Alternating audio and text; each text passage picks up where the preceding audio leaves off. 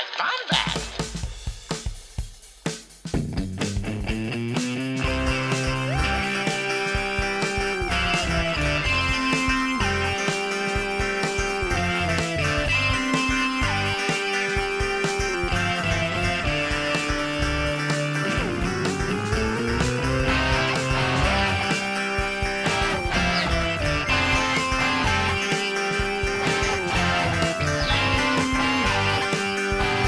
Welcome to the Podcastt. What is up, Bombad family? This is your boy, Jerry, the Cannon Junkie.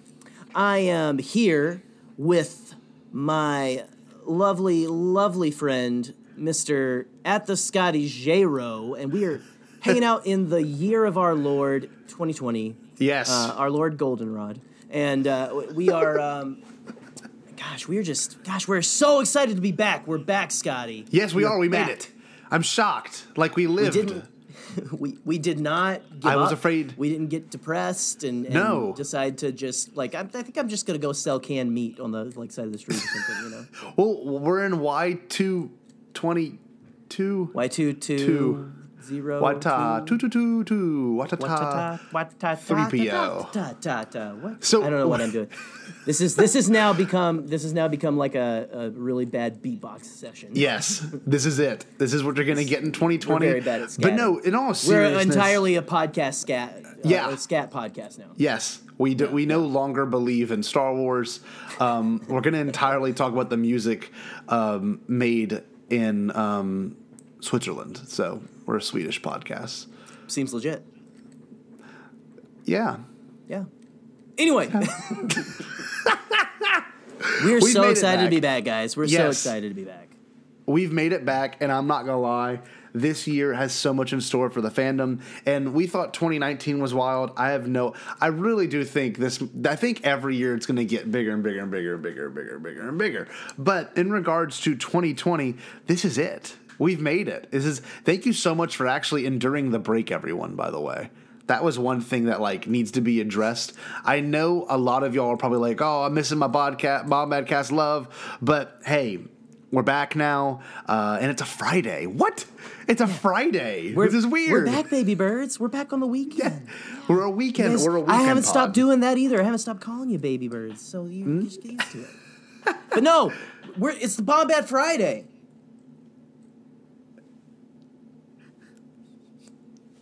I'm holding for applause. I cut you off, Scott. What were you saying? What were you saying, buddy? What were you saying? No. I just love the Bombad Friday in silence.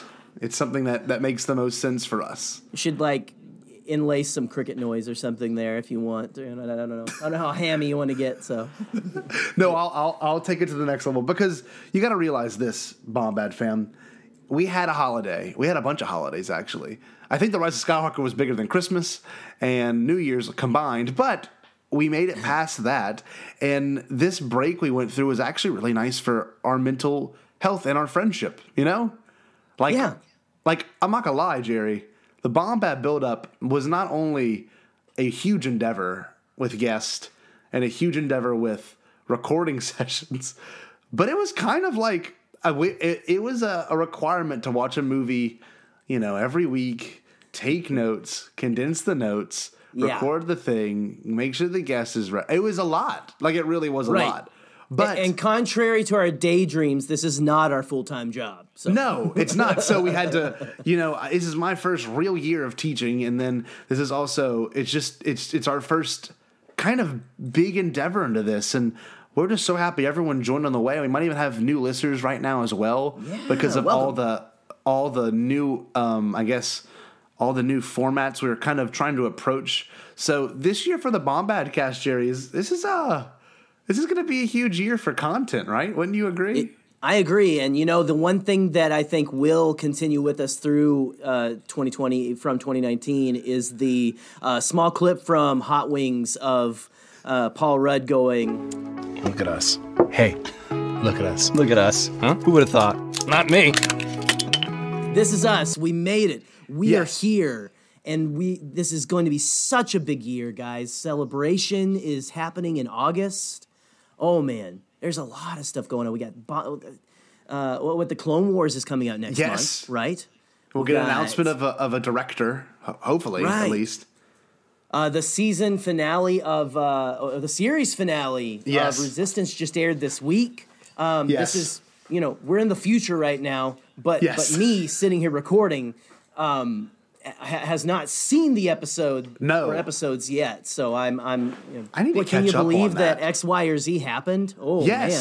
I really do. No, I'm not kidding. Like, I think must have been the Force Awakens episode at Lacey. I kind of stopped watching them after that because we got so busy with everything. I'm going to have to do a serious rewatch this week. Wow, I didn't even realize that.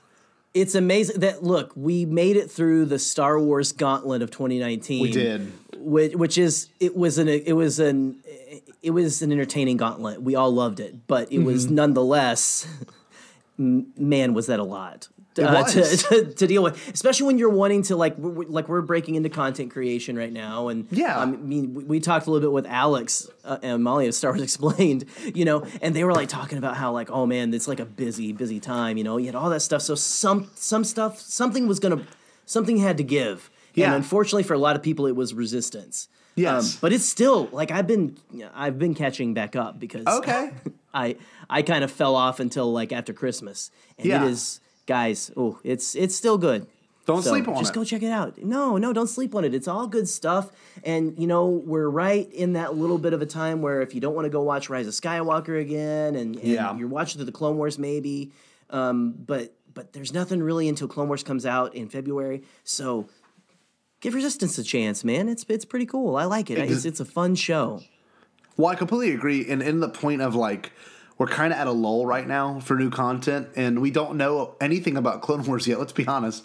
There's no release date officially. There's no schedule officially. We don't know if it's going to be a full drop or an episode weekly drop. We know there's 12 episodes. It's just like we're in a really interesting time, post Rise of Skywalker, and we're kind of what we're planning on doing with this episode is addressing what fandom is and what it means to be a fan of this, and how fandom has changed drastically since The Force Awakens, and how much it's changed now since The Rise of Skywalker and The Mandalorian. It's just, we're at a very interesting time in Star Wars because the saga is complete.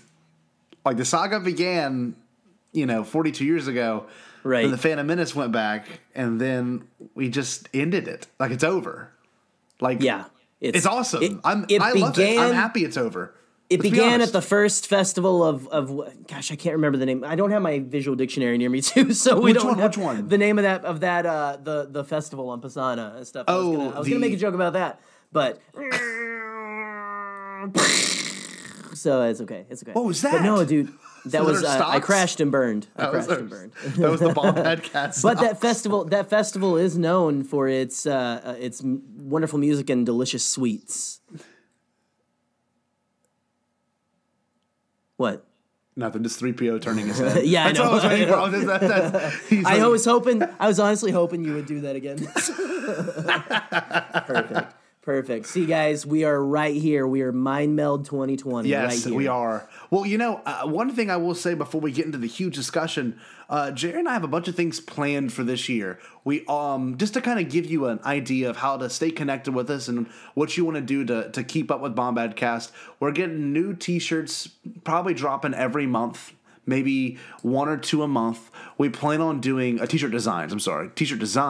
Maybe one a day if we're feeling saucy. I don't know. If we've got a lot of free... Got to see how easy it is, when the summer comes around, I won't have anything to do, so you're bringing a lot of T-shirt designs. But I'm going to be like at work, and you're going to be like, dude, boom, boom, boom. Like, yeah. No, oh, wow, Scotty added 50 T-shirts to the UT Public Store. Nice. Well, I want to say this, too. You can expect a lot from us this year, and a lot of what we're going to do is going to be short-form content as well. Expect some snippets from episodes to be dropping, because we've always talked about, having certain conversations be mentioned and brought up, because I think it's really necessary in some regard to kind of get a chance to listen to our opinions without having to go endure a whole episode, and that might sound bad. And especially... No. On YouTube, it's a little daunting to see like the 1.5 to 2 hour to 3 hour videos, and so like it's just necessary for sure. Totally, and you can also expect a monthly giveaway / live stream, which is going to be executed a lot better in February, we hope. But we still did it. We made it work. One of my students won the Range Trooper giveaway that we had on January 16th. So yeah, expect more live streams, more ways to connect. We're actually on different platforms. We're on Spotify now, so that's really cool. That was a very easy thing to do. I thought it was much more complex, but I did it last night. So now we're on Spotify, so that's super exciting. Expect just more short form content, probably some more skit based content. It's just we've got a lot of fun things in the works, and especially with new music for the pod. So we'll have some new songs coming out, and I'm really stoked. And Jerry's been doing a lot of graphic design stuff as well for iPhone backgrounds and other phone, whatever kind of phone backgrounds, and it's awesome. I don't know, it's really kind of cool. Well, by the time this episode is out, it's Bombad Friday right now. We're at the Bombad weekend, so again we're dropping episodes on a new day this year. Yes. But by the time you're listening to this, you will have had all 3 of the iPhone backgrounds that we released in the lead up to this episode. So I hope you guys really enjoyed those things, and try to show it to someone, and they were like, "What is that?" And you were like, "It's this cool podcast that let's do about Star Wars." And they're like, "Oh, okay, cool." Yeah, but yeah. Hopefully you enjoy those. Yeah, well, you can also expect Jerry to have his own little maybe 15-minute, 10-minute videos called Canon Junkie's Corner, and he'll go into a lot of discussions based on some things he wants to address in regards to canon, and especially like visual dictionary stuff and anything of that nature, even some of the books. And you can expect possibly a very brief live stream from me about like a little monologue from me dealing with certain things that I feel are necessary to address at the time, and hopes and dreams, or maybe some things that we just need to be discussing in the moment. So yeah, this year we've got a lot. We're gonna provide a lot for you as a listener and you as a fan, and we are very, very thankful that you listen to us in 2019, but just know that 2020 we're gonna amp it up. We're going to 11, and we are going to really, really bring down the house. Yeah, man, we're gonna rock your faces off. So get ready. Yes, and we're not going to go for like 4 hours an episode anymore. Nope. So come back. We're good. You don't have to like listen to us on like a drive if you're like going from like one end of the country to the other. Yes, to listen to one episode. You're good. So also welcome back. Another great thing about that too is with us kind of shortening our episodes and the fact that we did the Bombad build-up, all of those ideas and feelings are completely cemented now. So if you really want to know our feelings in the Phantom Menace, you just gotta go listen to that. Like that's it. Like we'll bring it up. Never talking about it again. I don't know. We'll probably bring it up once or twice, but if you want our true feelings. Right. I think we're going to have a t-shirt design coming out soon, maybe, that might prove that we do enjoy the Phantom Menace. I don't know. We'll have to see. So yes. But totally. Guys, like, no, seriously, we're Scotty, we're like official. We've gotten out all of the ideas, of the ideas on every single Star Wars movie, except for a couple of strategic ones that we're probably going to do something special for later this year too. Yes, very, very. Oh yes, some gonna kind of be peeking into some Star Wars story territory, some uncut gems. Apropos to award season. There you go. Yes. Hey, give Sandler some love. There you go. Getting snubbed. It's good. I hear it's great, but I haven't seen it. Eric, Knives Out was great. I love Knives Out. Yes. Knives Out was amazing. Eric saw Uncut Gems, and he's like, we talked about it. And I haven't seen it yet, but more than likely, by the way, I didn't tell you this, Jared. I think I'm going to see The Rise of Skywalker one last time on Monday, around 5. I'm going to try to see it one more time as well. Yeah. I don't know. I'm going to try to see it as many times as I can, honestly. Yeah, but yeah. That all depends on when my local AMC decides to boot it from their lineup. So yeah. But to kind of get into what we want to address today, and luckily we've grown as a community in Star Wars, and we've all endured, some of the, I guess you could say, unfortunate discourse that you would see through your Twitter or Facebook feed.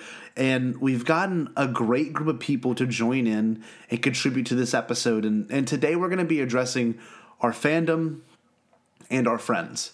So, with that being said, Jerry, this idea was really all stemmed from something you discussed with me way back in like November. I'm pretty sure you were like, let's address the fandom post Rise of Skywalker and really kind of what was the concept about originally? Why did you have such good foresight? Like for real. Well, I don't know if I call it foresight, but like that's something that I thought was the fandom discourse and talking about Star Wars has always been something that's very important to me.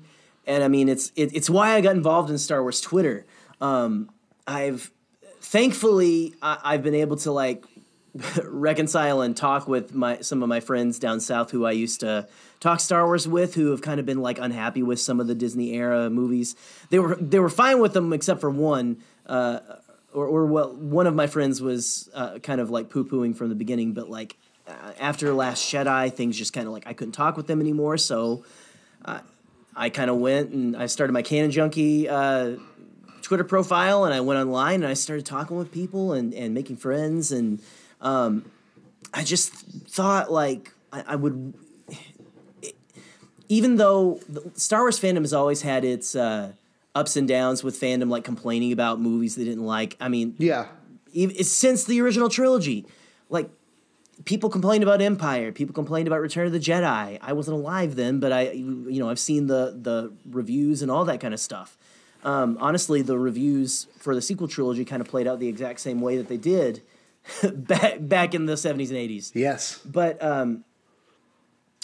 you have all of the discourse with, Phantom Menace and the prequels, that was starting to burgeon online and stuff, but really the sequel trilogy, and especially after Last Jedi, it really seemed to be amplified, which I think is social media's fault and stuff. And so I've always thought, man, it would be really interesting to like do like where's the fandom at after the saga is completely done, like after the last chapter comes out, and see like, okay, that was kind of what we were dealing with the last couple of years. So now where are things at? And so whenever we started the podcast, Scott, I was like, hey, we should do an episode and maybe almost like a State of the Union address, but do it like State of the Fandom and all that. But, State of the Union, but maybe a little less depressing. I don't know. But I don't know. I think with kind of after Rise of Skywalker and the things we were seeing from people that we love talking to, we love people who are friends and stuff. We were seeing a lot of people who were kind of like hurt. I thought, why don't we take that and instead of like, because I thought we'd have more of the TLJ, the people who didn't like Last Jedi, like the Phantom Menace and stuff, crying again and stuff. Yes. And it really Rise of Skywalker, honestly, and I've been saving this. I've been thinking about this idea for a while, but Rise of Skywalker is like like a Star Wars movie. It's like a Rorschach test for Star Wars fans. Yeah, it really is, because that's a great way to because it's not as polarizing as The Last Jedi. I feel like it is and it isn't, but it's like there's a vast array of love it, like it, have issues, like it and have more issues than some others, and then hate it or are just hurt by it, and it's a cornucopia, if you will. Well, one thing I will say too in regards to it, it's also a movie that then has made TLJ either more loved by people who already loved it. You see what I'm saying? Like, it's one of those that takes what TLJ did, at least to me, and made it way better. But for some other people in the fandom, which I completely respect their opinion, it either completely overshadowed or kind of like suppress what TLJ did. You know what I mean? Right. And they now love TLJ 1,000 times more and loathe JJ. So it's like it's a very interesting thing to watch. And one thing I told Jerry, and I actually heard from Joseph Scrimshaw, was you will never look at this trilogy the same way after you walk out of that theater. And I guess you could say the same for fandom. You will never see fandom the same way, because I can tell you this much. The people that I work with, some of my teachers that I work with, we talked about it, and generally the consensus for The Rise of Skywalker was, this is amazing, like it was so good, it did everything I wanted it to, and I saw it with both sides of my family. They all called it the best Star Wars they've seen. It's just like, I don't know, it's just like, that's the basic fan. Like, not to sound really pompous, but like, we're like the super, like this is a Star Wars podcast. Like, come on, like, you know, like we are giving up our Sunday night before we go back to work on Monday morning to sit down here and talk about this because we love it so much. Yes, so that's and we do it for ad nauseum, you know, like it's one of those things. So everyone that I saw that's pretty basically a Star Wars at a basic level Star Wars fan was like in love with it, but the scary thing is, and that's what it's expected when you love this, when you love a franchise, be it Harry Potter,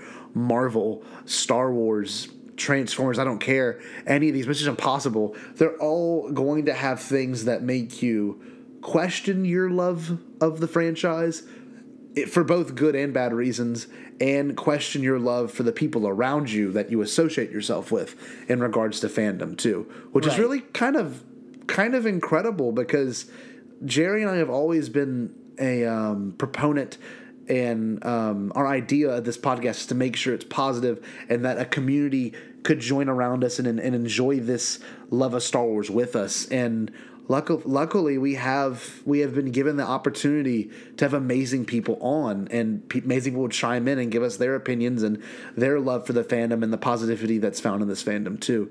And yeah, I don't know. I don't mean to like derail what you were saying, Jerry, but like it's a beautiful thing in its own weird way to have someone hate something you love so much, or you might dislike something they love. So it's weird. It's like it's okay to have opinions, you know? Right. Well, see what we get so nervous about with fandom discourse and stuff, and why we look. I'm sure a lot of us had to mute some people that we normally follow for our mental health and stuff, like people at first. That's really cool. And I've gone and like I've unmuted some people recently because it's like it's cooling down, and we're like dude, we all love this, and so of course passions are gonna be high. Like don't dog on people who are like grieving or who love something with so much passion. Like, and it's okay. If you want to, like, look, I'll say this even. If you want to, like, dog on Rise of Skywalker a little bit, as long as you're not, like, accusing anyone of being dumb for liking it or, like, this. And that's the case. You as long as you're not going into someone else's mentions who maybe has a different opinion than you. Yes. That's where the problem comes. That's where the fandom menace problem comes in. I agree. Those are people who, and I'm not trying to like, me and Scotty said we don't want to generalize and throw a blanket over any group of people, like make blanket statements, because we're all individuals. This is a community of people who love Star Wars, who feel different things about it. Yes. And I agree, Scotty. That's way more interesting that we have different opinions, because we can have conversations. I agree. Eventually, again, you got to let things cool off right after a movie comes out. Of course. And honestly, discussions happen way better either face-to-face or in like a private chat than on like comment sections. Comment sections are like... That's one thing I'm a big proponent of. Even on Facebook, I had to like get off of Facebook for a while. Me too. Like, I was like, not with this, but I'm just saying, like, just in general, like a while ago, with just kind of like, people have big opinions, and you feel like when someone comes in with a different opinion in the comments of your opinion, that they're like saying you're wrong when they're just saying this is my opinion. Yes. And so it's something that I've learned the hard way. Yeah. And so and I'm sure we all have, but like when we sit here and gosh, we can sit here and we can like, like call each other out and like name specific people and like screen grab and do all this stuff, keep receipts or whatever. Or you can voice your opinion. Yes. And then, find those people who maybe have the same opinion, talk to them, but also find the people who have a different opinion and have a, like, constructive discussion. Of course. Not in the comments and stuff. But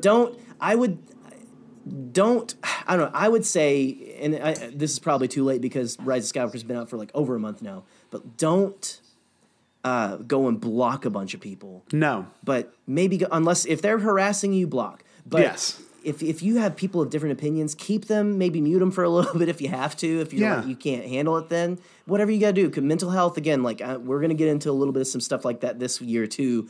Like mental health's a big thing for me and stuff. And I really love to talk about that kind of stuff. But you really got to do what you need to do to make sure that you enjoy your Twitter experience, your Facebook experience, all that. So, Scotty, I'll stop monologuing. No, so, it's one of those things that needs to be addressed because I find myself, I have a couple people on Facebook that I'm friends with, and there's some people that I'm just like, in no way can I change their mind through Facebook, like at all. It would have to be to where we both sit down and discuss it, and or maybe like Skype, like we're doing right now. It's an interesting thing because I recently met someone, and he might be listening right now, and we were discussing movies that we liked, and he was saying how the Phantom Menace is just falls flat for him because of the whole Planet Core thing, and how do they go to the Planet Core to get from point A to point B? It's just like, that's a great thing. Space magic. That's a great thing to think about because, narratively, it might not make sense, Right. But Star Wars, it might make sense. So it's a really cool thing to get the opportunity to hear someone else's opinion, and don't shut it down. But know this. A Facebook comment's never going to change someone's opinion. It's just impossible. Never. I'm 1,000% convinced, be it political, be it an emotional thing, be it Star Wars, any sort of situation, your social media comment on Facebook or Twitter in no way could change their opinion unless it's that good. I just don't see it being that good because if they're bold enough to make a post about their opinion, they're 100% bold enough to tell you why you're wrong as well in every facet of the word and situation. Well, let me get scientific on you here, Scotty. Too. There's there was a study that I don't have in front of me, so you guys are gonna be like, oh yeah, good study, huh? But there's a study that was done, and there is a chemical that is released in your brain to keep you from it's like a defense mechanism of your brain. If someone comes at you with like a different ideological opinion than you have, like if you're like far right and someone far left comes to you and like tries to tell you something, you will not be convinced. You're not going to convince anybody through comment sections or anything. It takes more of like a getting to know someone. Then they'll listen to your opinion. Because right away, if you try to come in not knowing someone and like try to like get them on your side with things like politics or Star Wars, which is probably even worse, that you're like there's literally a chemical in your brain that will keep you from seeing that person's point of view, and that's insane. It is, but that's where we are. That's where we're at too, as a human society. It might sound really weird to bring that up, but like we'll evolve one day to where it's not as volatile. One thing I do want to say though, in regards to especially addressing someone else, if you're gonna do it in a understandable way, and don't attack them when they attack you. It's so easy to fall into that trap, and that's why the positive outlook is another big thing. And one more thing I will address: even if they aren't that huge of a fan of a franchise, or they will make a post like Rise of Skywalker's bad, I hate every second of it, and they've never talked about Star Wars and they're not really a Star Wars person. They just felt the need to get their opinion out there. You know what the easiest thing to do? You know what the easiest thing to do is, Jerry? What's that? Ignore it. Just honestly, unless it's attacking Forbes. You. Sorry, I have a cough. Forbes. Forbes. Yeah. But if it's attacking you personally, cold season, then address it. But if it's not attacking you at all, and it's this might sound really mean, some moron you knew from high school posting stuff like that, just ignore it. You do not have to defend Star Wars. It's still going to be your Star Wars. And that might be the central theme of this. Right. No, that is the central theme, and honestly, I never, as a personal rule now, I never take like life advice or advice from anyone who I used to know in high school and Facebook. Yes, it's because it's usually they're posting stuff from freedomeagle.gov or something. Yeah, you know? or whatever it is. It's really interesting to see how this. I don't know, this social norm Force is Farts evolving. 92. Yeah. Force Farts 92 told me that The Last Jedi was trying to turn me gay with its women stuff. See, that's something you can easily No offense ignore. to anybody if you like listen to Force Farts or anything. No. I think that's an actual thing. But kind of want to like go get that domain name now. Yeah, Force Farts. It's probably already been taken. But there's a t-shirt. Well, like one thing, before we kind of jump to the next portion of the discussion, I will say this: you and I, and everyone else at Celebration, we're all so fortunate to connect and form this community to where we can have a discussion like this and have and I mean.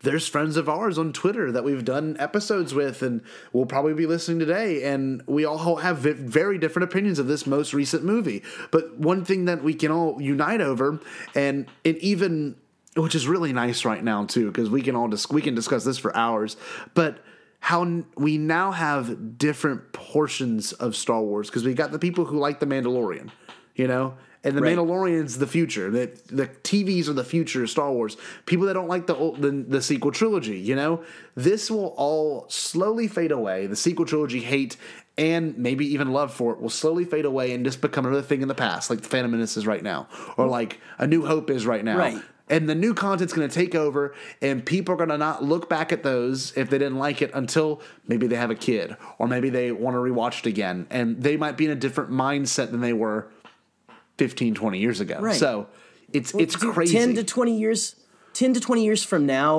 like a lot of people who maybe disliked Rise of Skywalker are going to look back and be like, wow, this is actually okay. Yes. Like they're doing with the prequels right now. Yes. I even had a buddy of mine from high school back home in Arkansas who I convinced to rewatch Last Jedi because he really liked Rise of Skywalker and said, oh, it completely like took everything away from Rise of Skywalker. And I said, go back and watch it and tell me that there's like not stuff that like big plot points of Rise of Skywalker that are pulled from there. And he came back to me, Scotty, I don't think I've told you this. He came back to me and was like, so I actually did what you said and it's watchable. Wow. It's like, it's not the best, but it's watchable. So I sent him a screenshot of Snoke saying, welcome. But that's seriously. And if we can just real quick, before we move on to the positivity, Scotty, let's just real quick, like summarize some tips for curating your social media experience. Oh, totally. What do you got, Scotty? What do you got? Fortunately, we're always on Neil Lowry's list. And, yes, thank you, Neil, so much. I know you're listening right now. You're the man. And Ryan, love you. Lord, why can't I think of his name? My last name. Ryan Bullock. I believe. Ryan Bullock. Always on his list. RuralFarmboy always calling us out. Yep, the RuralFarmboy. So this is where I start. Luckily, I found Neil from TRB, and the first tweet I ever saw Neil do was, of course, one of those beautiful chain tweets. You know what I did? Went through every one of them, followed each one of them. This was that's the reason they post those things. See, it was before Celebration. It must have been like December. It must have been the December of 2018. It was something around then. And I was looking, I'm like, and he had mentioned me at one point. I don't know why. I guess I was tweeting a lot of Star Wars stuff then. And I just followed every single one of them. And it's just like, since that day, I've just had the opportunity to discuss things with people that I normally would have never have met, given the situation I'm in, and where I'm located, and who, like, it's so weird to think, like, we have an audio from Blue Bantha Milk podcast, and our story about them is insane because with them, the only reason we knew them is because we had followed each other before Celebration. Then at Celebration, I'm standing next to him. I had no idea. And then later, he finds my videos like, oh my God, I was sitting next to Podcastt people. It's just like, that is incredible, just that alone. Yeah. So I just, when you're meeting people who like Star Wars or who dislike Star Wars, maybe try to get their Twitter handle or maybe try to get their social media and just follow them, have discussions with them. And curating your social media is a huge thing to me because and shout out people too. Well, yeah, exactly. And if I were to look at my screen time, I'd probably spend about 2 hours looking through Twitter, not just Twitter, but all of them, Reddit, Twitter, everything. And find the people that you like and you don't like. You don't have to block people you don't like, but you can definitely mute them. You don't have to even mute them either. Just ignore them or unfollow them. It's like there's so many things you can do. And if you want to get mad about it, don't get mad at them. Hell, I don't care. Screenshot it and send it to your other Star Wars friend. Like, look at this moron. Why are they posting about this? It's okay to do that in private. I don't see anything wrong with screenshotting something you don't agree with and sending it with a friend who also won't agree with it and talking about how wrong they are, privately. Right. Just don't do it in person and be a jerk, So get your frustrations out. If y'all want to vent to me, I'm always here. Jerry's always here. We're here for positivity, and we're here to get some frustrations out. I mean, that's a huge thing. That's a really big thing for mental health. I mean, yeah, I know. But in all seriousness, it's like if you want to vent, come to us. That's a huge thing. I don't know. It just dawned on me. But anyway, what about you, Jerry? How do you curate? Bombad therapy. Now, no. I'm writing it down. Well, if I were to summarize, oh great, I got to make a graphic now. How do I put Jar Jar Binks on a therapist's couch? If I would, my tips, and I'm going to summarize them just like tips. I'm going to tell you like a list. Okay, so like Scotty said. Follow all those people that Neil and Ryan and all those guys like RuralFarmboy, all those guys that they shout out. Go follow them. Well, and everyone in this episode featured as well. So we got some people also featured. Yes, you'll hear everyone that we're going to play some audio clips from people. You need to absolutely go follow them. They're all very good, very positive people, very different opinions. Yes, but they're all very respectful about it. And there's even people who didn't send in stuff. We can give you shout-outs too. But, okay, so as a rule, let's go ahead and say that. Let me sum up Scotty's thing. Number one, follow people who get shouted out by people you know are positive. And give shout-outs to people that you find that are very positive who deserve to be at the top of deserve to have more people following them. Seriously, guys, that's how this community grows. That's a big thing we're going to really focus on this year at Podcastt is positivity, like really push small content and positivity. So shout out and follow shout outs. Number two, mute, don't block. Yep. I would go ahead and say mute, don't block as a rule. Even unfollow. And if you have to, but I would even before that, just mute and, that way you can go and see if you need, it's, I don't know. It's just less. It feels less like putting a cap in somebody than blocking does. Mm-hmm. But okay, so there we go. Shout out and give follow shout outs, give shout outs. I'm losing track of my list. What's number two? Mute, don't block, and if you have a different opinion than somebody, have a conversation in the DMs. Okay. Yep. And have a respectful one. I would also make maybe a fourth rule. Maybe a fourth rule is type out a message, then backspace the whole thing, delete it. Yeah. And type it again, but nicer this time. Well, look, and because the more time you take to write something out, the you have more time for that anger. If you're immediately angry, it'll dispel and you're gonna seem less accusatory. People don't want to answer questions when you're coming at them. No, see, okay? I do that with parent emails. That's something I always do. Right. I get an angry parent email about some interaction or whatever happened between two students or in my class, and they're like, and I'm typing furiously, but then I'm like, there's no point. It's that gif of the cat on the keyboard. just talk. Then I usually talk to an admin, and I talk to people that I work with, how do I handle this? And maybe that's the best way to do it is talk to people you are already familiar with, ask them how to approach it, and then comment. This is not just your war. Honestly, it's a Star War. It's everyone's Star Wars. Keep going, Jerry. I'm sorry. You're good. I'm done. That is the list. So there That's you go. beautiful. Okay, let's try to recap it now. Shout out and give shout outs. Mute, don't block. Yep. Oh crap. Let's see. Have discussions in the DMs and be polite. Like type the message out, delete it, type it nicer.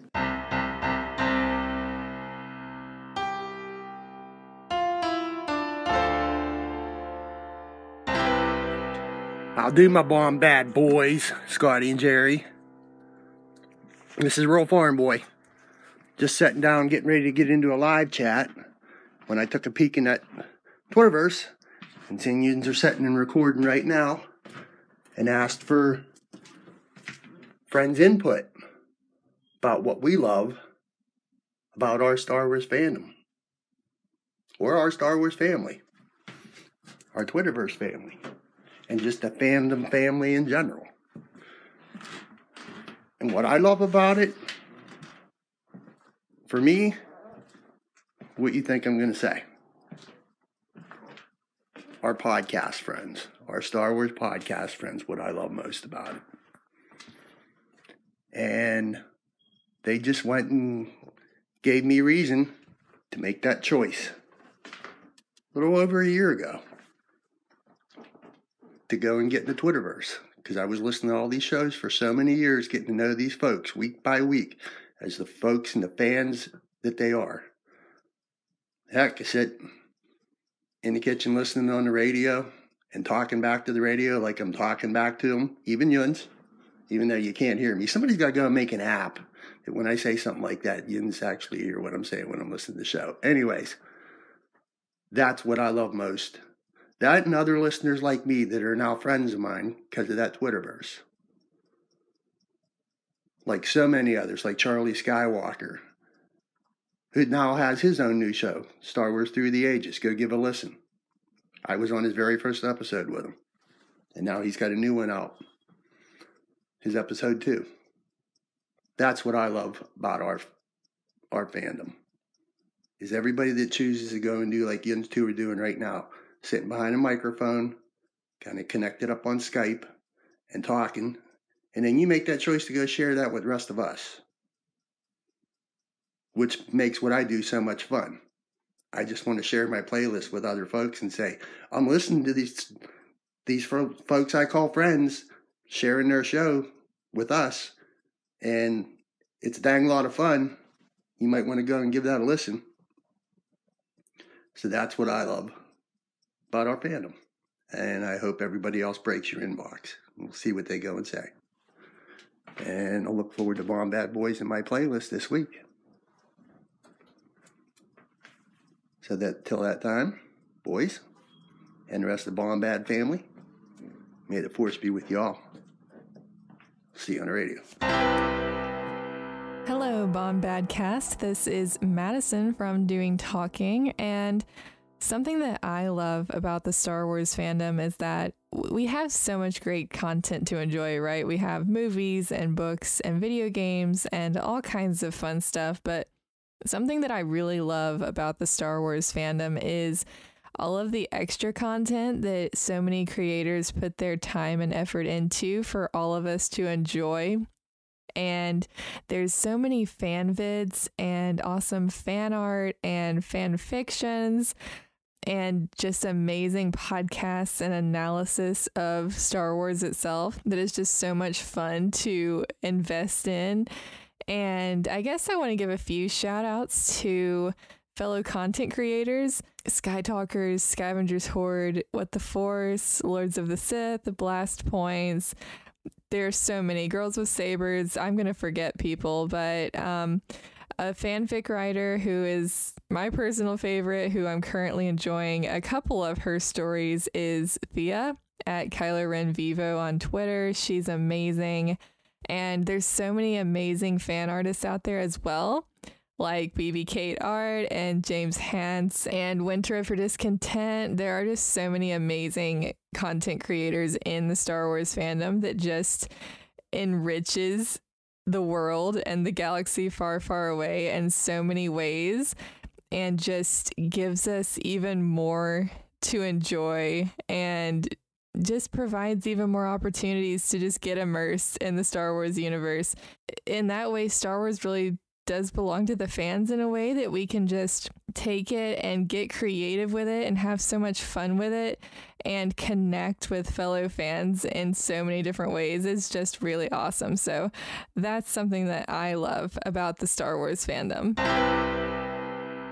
Hey guys, this is the AT Chat, and I am doing a quick audio bite on what my favorite thing is regarding the Star Wars fandom. There's a lot of things to like, but I'd say the one big thing for me is how much this fandom makes me laugh. And I'm not talking about these fringe groups that are always at war with each other. I'm talking about the people that roll with the punches. If they don't like something, they make something funny about it. A lot of folks that I follow online seem to have this same mentality of just accepting when they dislike something, or even if they do like it, just having fun with everybody else and making fun Star Wars memes, sharing the love of the humor that is part of this whole franchise in a way that we all can kind of come together even if we all disagree. So to me, people in the fandom that are able to go beyond the black and white thinking about these movies and sort of just make fun of it all and have fun and bring people together in their own little weird world of Star Wars, that's my favorite thing in the fandom. And those are the kind of people in fandom that keep me wanting to engage with people. It's super fun, and that's what Star Wars should always be, really fun. So thank you. That's what I think is so fun about the Star Wars fandom. There's a billion things I could have talked about, and maybe someday I will. Thank you. May the Force be with you. AT is signing off.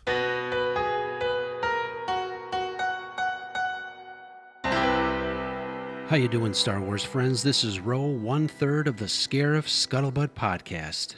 Thank you guys for giving me an opportunity to talk about the Star Wars fandom. What can I say? Well, since Brad and I started the podcast right after Celebration here in Chicago, and since bringing Alex on to help, one of those things we've noticed is how incredible the fans are. We've been personally humbled at the support and this incredible opportunity to connect with our listeners and other content creators like you guys. Of course, there's a dark side to this fandom, as is true with any group, but as we always maintain, a dialogue can exist as long as there's respect and empathy. We've definitely enjoyed creating our content for a very diverse crowd, but in the long and short of it, the humbling support and camaraderie reminds us how great this community is, and what an honor it is to be a part of it. And that's the Scuttlebutt. Now, back to some Bombadcast.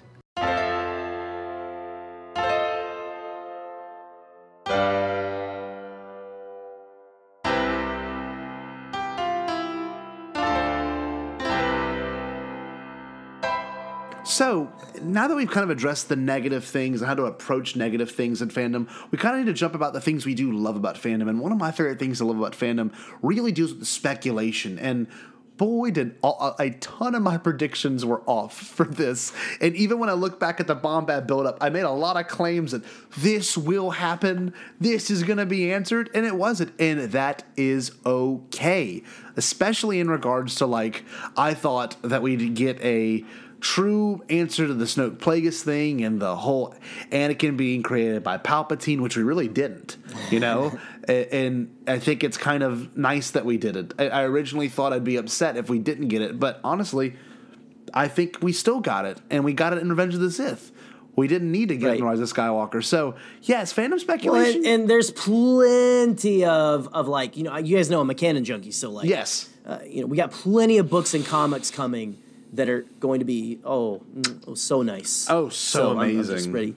I almost did the Black Series Rebels thing, so I'm stealing everybody's bits. Darn me. But yeah, no, with that being said, fandom speculation can be really fun until you might be convinced that this is going to happen. So that's one thing I would love to address right now, Jerry. I think fandom speculation can be pretty beautiful. Wouldn't you agree? I totally agree, man. That's the whole reason why people are Star Wars fans. Yes. Like before I got on like Twitter, and like I think I was on Facebook, but like before I got on Twitter, like, and I was in college and high school and stuff, like especially in college, I would get together with. I was more comfortable with being a nerd in college. Yes. For one thing. Yes. That was right as people were starting to turn into like, oh, being a nerd is kind of cool. But I would sit at a lunch table with like all these like other guys who were in the same major program as me in college, and we would like just talk about Star Wars. I mean, superheroes too, different stuff, nerdy stuff.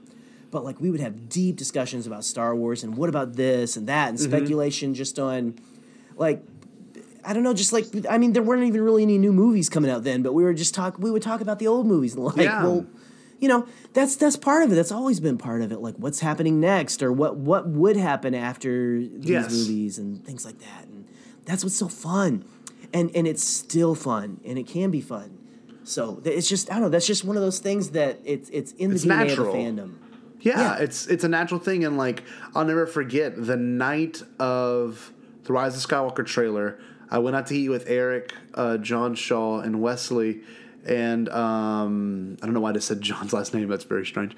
I guess I'm used to calling him that. But no, we went out to eat after that. John Shaw. Yeah, exactly. I had my episode 9 hoodie on that, a beanie on that I had found actually at Celebration. I straight up went to a bunch of tables and I'm like, was this yours? Is this yours? Is this yours? I'm like, nope, no, it's mine. Because our million view video is a lie. Yes, you were at. Yeah, okay, no, I'm just kidding.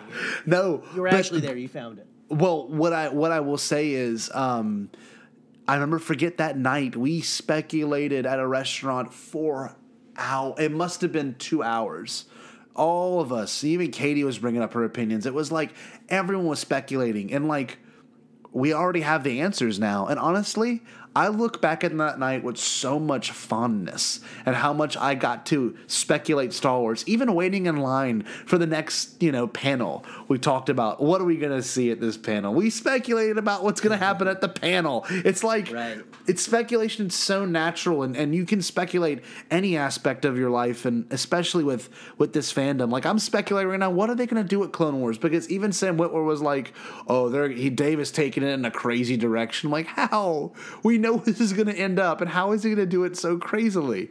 So I don't know. It's so much fun to speculate, and it's healthy. I really do think it's a healthy thing to imagine and let your mind wander for once, because people are way too rigid, and you grow up and you have such a rigid outlook, on anything in life. So yeah, I really think it's a very important thing to speculate and enjoy speculation with your peers and anyone around you. Absolutely, man. That's it. Again, it's in the DNA, and so we love to speculate, and we love to make fun of each other whenever we get our speculation wrong. Yes. Or you can celebrate with people when you get something right. I was so pumped whenever like Palpatine actually said the line that I've been like saying for like the entire Bombad build up. Dude, it's so funny. And I know it doesn't explain anything as to why he's actually there, but I just was like so jazzed that he said that same line. He referenced that line. And you know what's hilarious, Jerry? Devore, you know what I'm talking about. It's those speculation things that we had in that episode, and anything involved with speculation that has left an impression on me for the rest of my life. That like that moment when Palpatine said that line to explain how he came back, and he used you called it that episode. I'll never forget the moment of me looking down the row of seats in the movie the first night, looking at Eric, and we're like, what? Like Jerry called it. So that's the kind of thing that could leave a huge impression on you, and even you can even speculate on the whole Rey Skywalker moment. I think that was something that was called from like years ago by a certain podcast. She's going to take on that name, and I think I even at one point speculated on that. So I think it's a really awesome thing to have the opportunity to speculate and enjoy speculation.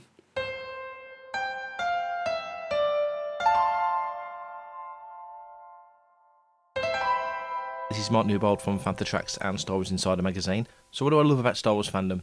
I've been in and around the fandom for quite a few years now, doing various things, different websites and different magazines and podcasts and all sorts of stuff.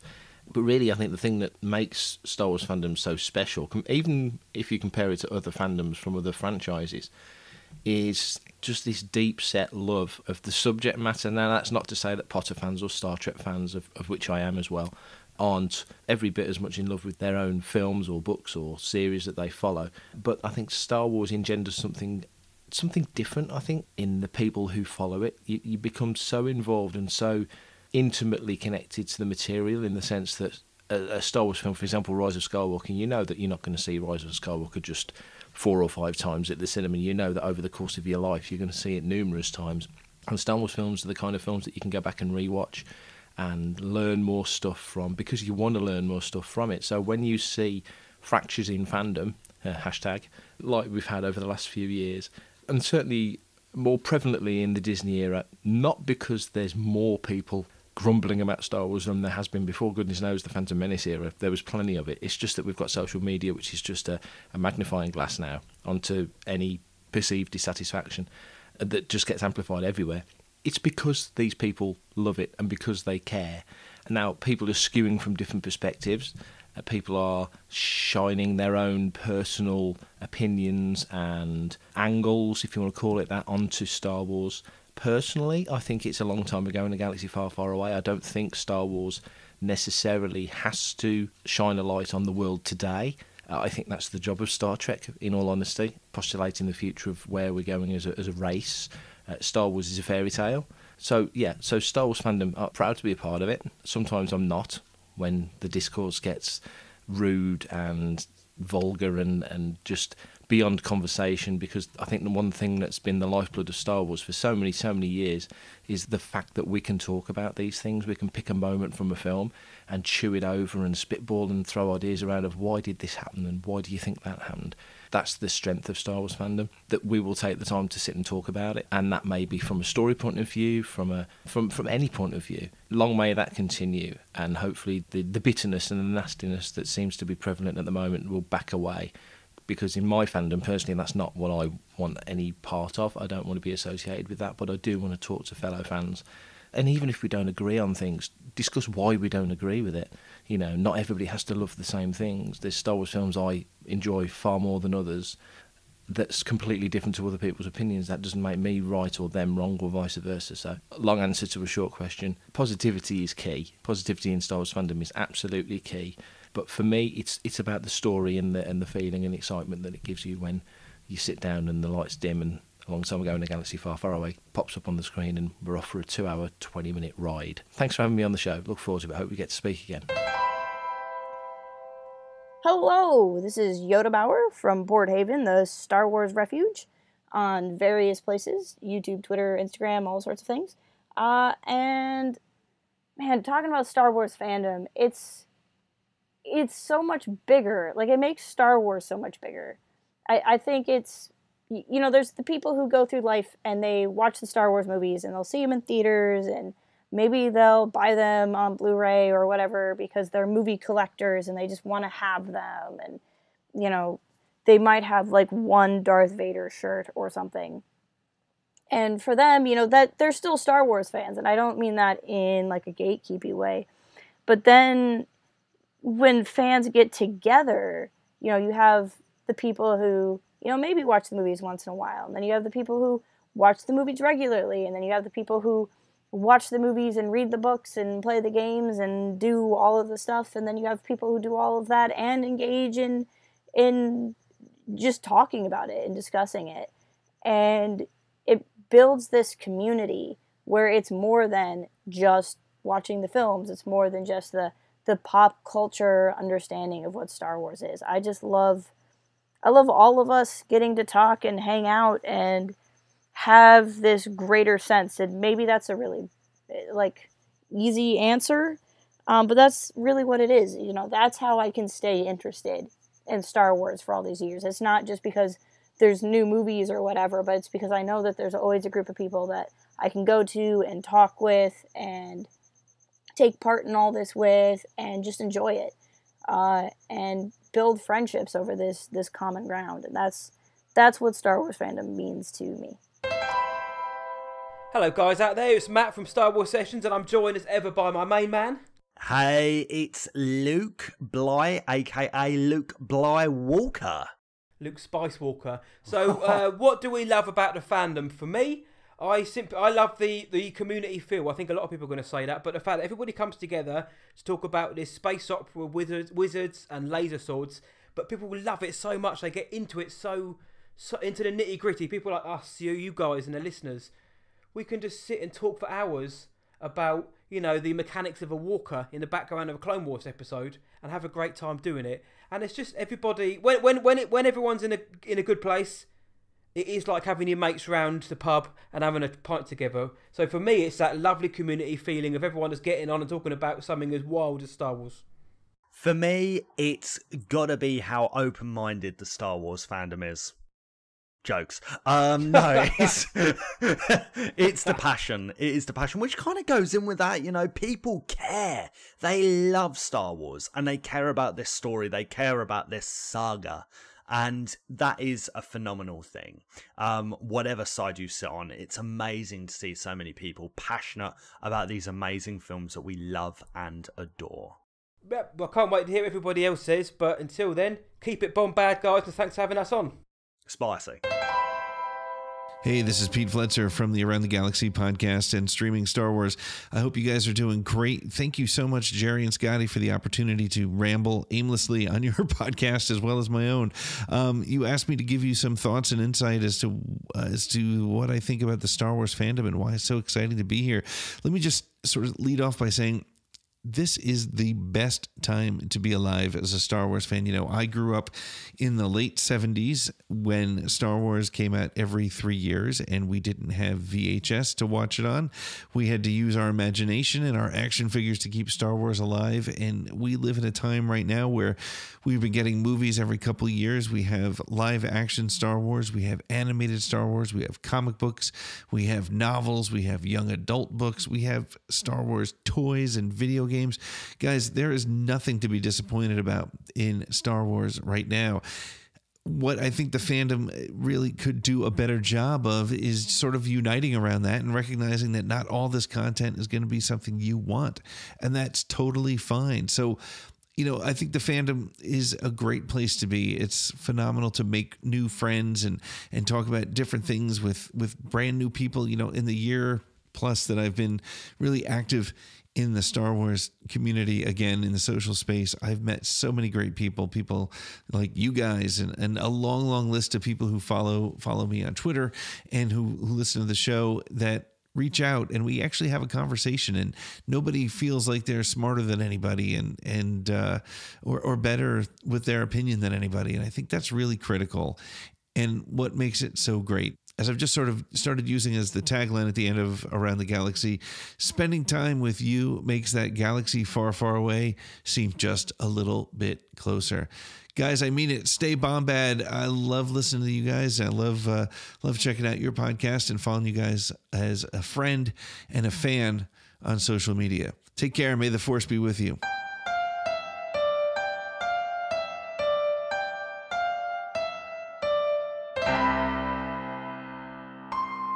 Another cool thing about fandom, and something that's kind of always been going on since even before social media, is our like involvement in charity and like giving back to communities and things like that. There are a ton, Scotty, of Star Wars fans who created foundations. There's Star Wars actors that created foundations and charities that you can give to help out people who really, really need just like help and. I don't know, like they help out a lot of really cool people in need, and just even from like Force of Change that started when like Disney bought Star Wars before Force Awakens came out. I contributed to that. We're gonna offer you like really crazy insane prizes if you give, which is kind of like incentive, but still like it's still good. It's still good, and guys, like Star Wars fandom has done a lot of good for good people who need help.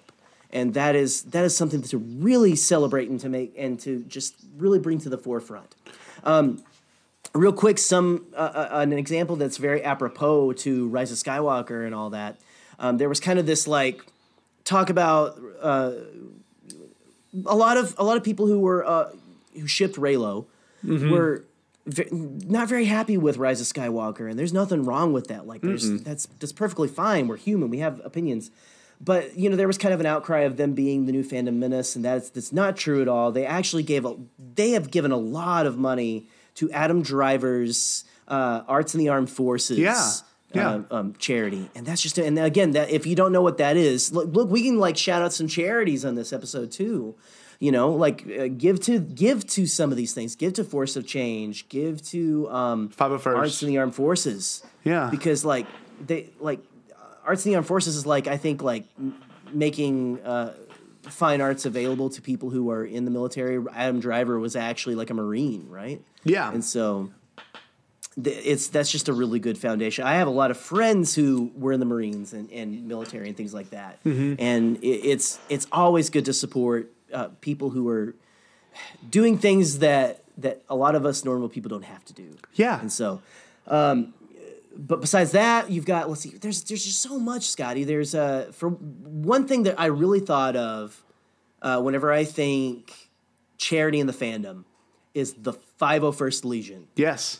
And I mean, all the other legions too, but 501st specifically does a lot of good. First, they go visit sick kids in the hospital, and they just all these kids who can't get out, they can't go watch a Star Wars movie, they're getting chemo, they're getting whatever. Yeah.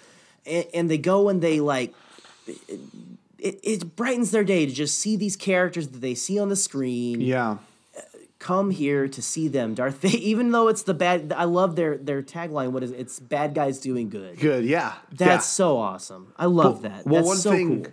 I will bring up too in regards to that, I think no matter if you're a Star Wars fan or not, at that age, you can still see Darth Vader and you know who it is. I have students that have never seen a Star Wars movie, and they'll be like, "Oh, I like your Darth Vader statue or whatever I have in my classroom," and they have never seen it, but they don't even have to know it. But the beauty of Star Wars is it's so universal, is that I could be wearing a Stormtrooper suit at a Mardi Gras parade, and I could get the same exact amount of pictures taken as the same as me going into a hospital and doing good and not doing it for the show of myself, but doing it for the enjoyment of others. And that's the beautiful thing of Star Wars. It's a lot of give and take, and especially a lot of give for people that go out of their way to make sure that people do enjoy, certain aspects of, or I guess certain situations that people might be stuck in, and really going out of the way to donate to certain charities and give their time up for people that might need it, especially in regards to the people they've helped see these movies. You know what I mean? In particular, I know they had, for The Force Awakens, they had someone who was very sick and they wanted to see it, and Disney got an early screening for him in November. Same with TLJ, and same for The Rise of Skywalker, which is same with Endgame too. If I'm not mistaken, Endgame had that's not Star Wars, but it's still the power of you as someone on the internet. A single retweet really can make that much of a difference. Honestly, it really can. Absolutely. And I think it's huge. 100%. Sharing and passing on this positivity in the fandom, and of course through your charity and through your goodwill can really be a powerful thing. Yeah, guys, and that's, again, like you said, Scotty, it's the power of the fandom, and we need to really embrace that. We need to really just when you're feeling down about maybe how you feel fandom is going. And dude, Twitter can show the ugly side of it sometimes. Yep. Get off of Twitter or look and realize the real good that is happening around you. There's a lot of good stuff. There's a lot of crap. We don't want to downplay that too. But remember that there's a lot of really good people doing good stuff. Support that and blast that out. Let's force out the hate, force out the terrible whatever. And just remember that fandom is a place that gives to charity. If you're truly a fan of Star Wars, the message of Star Wars is to help people who can't help themselves, right? Yep. That's one of the big themes. It's be a good person is that's what George Lucas wanted for us. He said, I made this so 12-year-olds could decide I want to be a good person instead of a bad person, because the bad people just end up sad. Yes. So be a good person, give to charity, just do it. Yep. Hey guys, it's Savanna from the Dorky Diva show. I have been in the Star Wars fandom now for about 10 years, just shy of 10 years. And I think the best thing about Star Wars fandom that always continues to be true for me is that no matter what's going on with Star Wars as far as a content perspective, the fans will always be there for each other, and I think that's amazing. I've been through some ups and downs in my life, and the one consistent thing is that the found family that I've had through the Star Wars fandom and the friends that I've made, they just continue to be there for me no matter what. And no matter what our opinions are on Star Wars, you know, if we disagree, that's okay. And I've always had great people in my life because of Star Wars. I think it's also amazing that Star Wars fans unite to accomplish such giant things that are so important. Like recently, after The Rise of Skywalker came out, a group of fans got together and started a fundraiser for Adam Driver's charity organization. And I think right now they're up to like $85,000 in donations, which is amazing.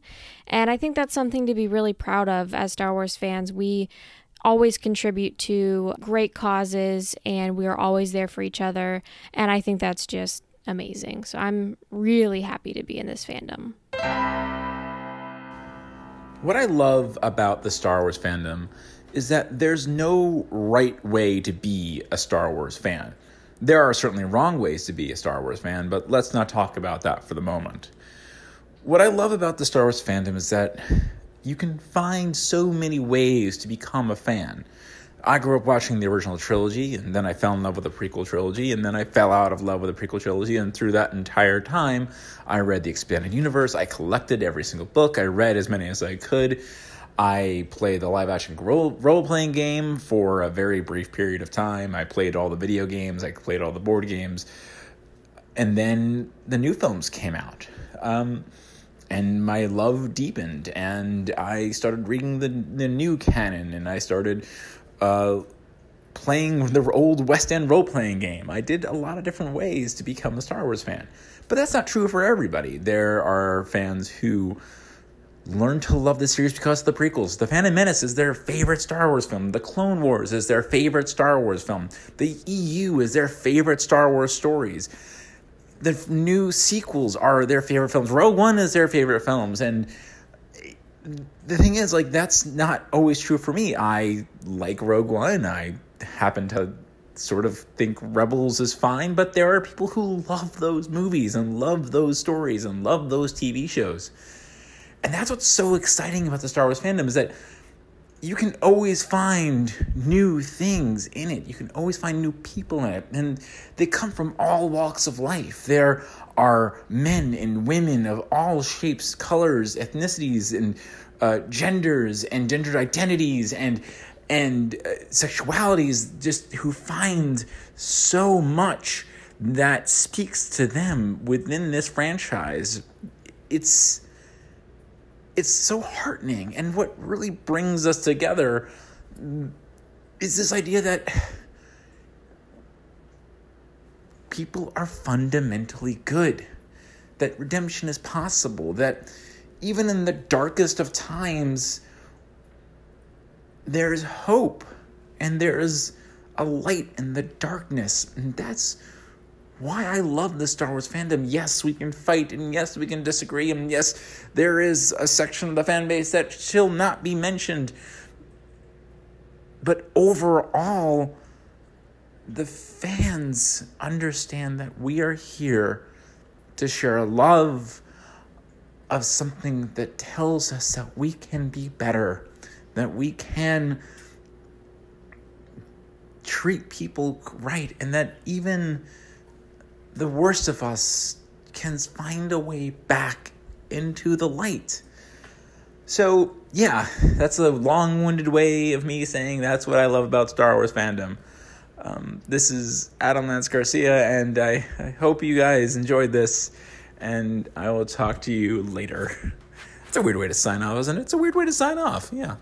Probably cut that, or cut this, or keep it in. I don't know. It's your show. You do what you want. Either way, may the Force be with you. Hi, Shannan here from Postcards from the Galaxy's Edge. Just finished doing a live stream and wanted to share with the Podcastt what I love about the Star Wars fandom. And what I do love about the Star Wars fandom is the people, especially the people in person. We all kind of do it. We get behind that keyboard courage, but when you put us in a room together, it's magical. And you meet some of the best people. I mean, I actually met Jerry from Podcastt.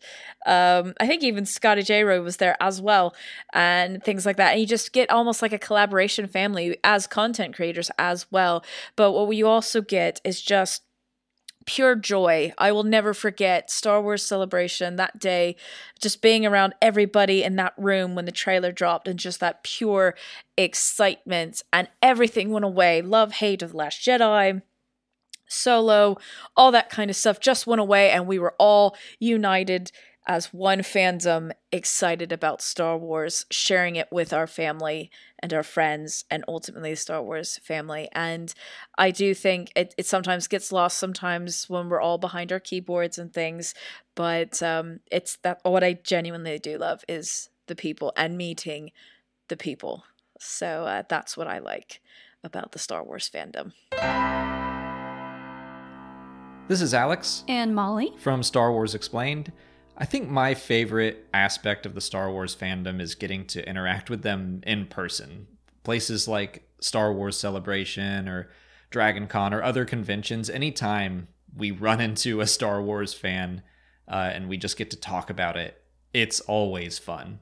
Yeah, I agree. Getting to meet people at Star Wars Celebration is always just a delight, and everyone is so nice. And honestly, if it weren't for you guys and just the fandom in general supporting us, we wouldn't be able to do what we do and talk about Star Wars and make this our job. And it's just crazy to me.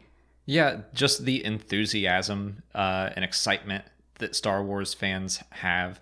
I mean, like, I remember running into people at Dragon Con, and they, like, insisted on buying us beers. And then we just, like, sat around and talked about Star Wars, and it was so much fun. Like, I just don't really have enough good things to say about the fandom when it's in person. I think people can tend to look down on the Star Wars fandom because of what happens online, and that's just not a good representation of the Star Wars fandom, and it's hard to remember that sometimes, but it's true.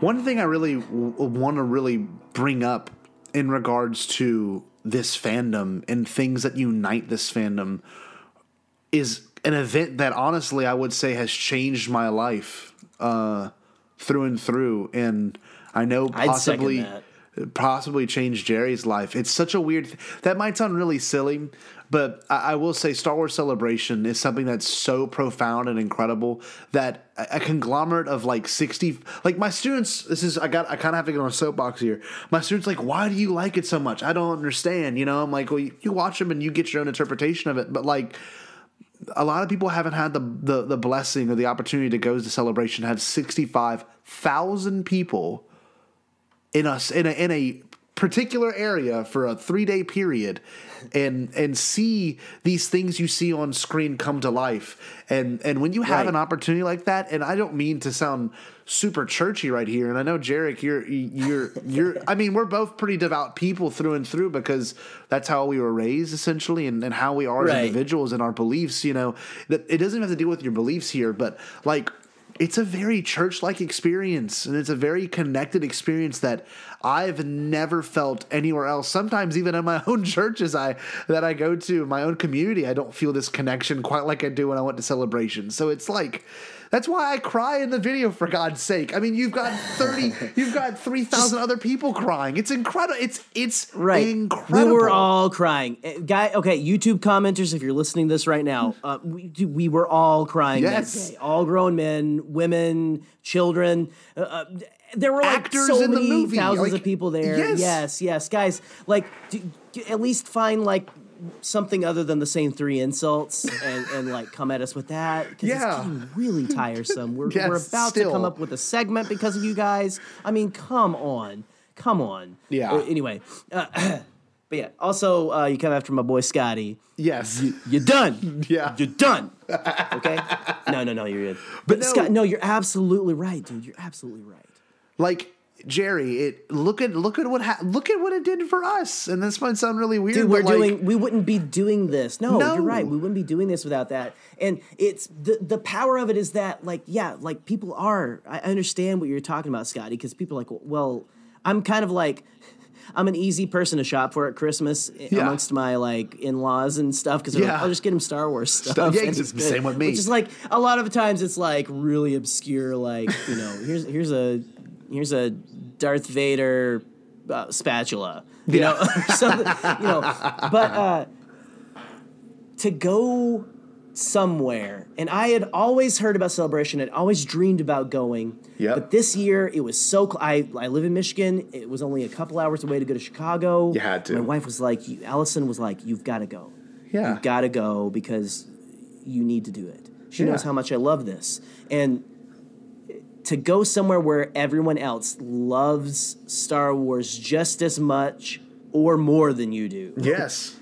Is a great experience. And I was going to talk about this earlier when we were talking about, like, I guess kind of like the problems that we kind of deal with in fandom. Like, if you're listening to this right now and you love Star Wars, you're a big Star Wars fan, you haven't been able to go to Celebration. I will attest. It is not cheap. It is a commitment. It is an entire year of saving. And for a lot of people, it's a lot of people the only thing they do, the only place they go. Yes. And last year was my first year, and now after going, I would tell anyone who loves Star Wars just as much as I do, if not more, you got to find a way to go. Well, you got to go. You got to connect with people, because if all you see is the people who don't, you're not alone. No. You're not alone. No. And this plays into kind of what we want to get into in our next little like area, but like there is such a camaraderie, there's such a feeling of, like you were saying, of a community, of just almost a Star Wars family, or just like being there. You're not afraid to wear a Star Wars t-shirt or to dress up in like a Jedi outfit or anything, like there's people like doing that all over the place. Yes. That's normal. If you want to milk a thalassirene, you can do that. You can 100% do that. You can see a walking rock with porgs on it. Yes. I saw that. Yes. I saw that, and it was amazing. It was incredible. And guys, again, this is like, it's very expensive, and I know a lot of people can't, and I'm not trying to like,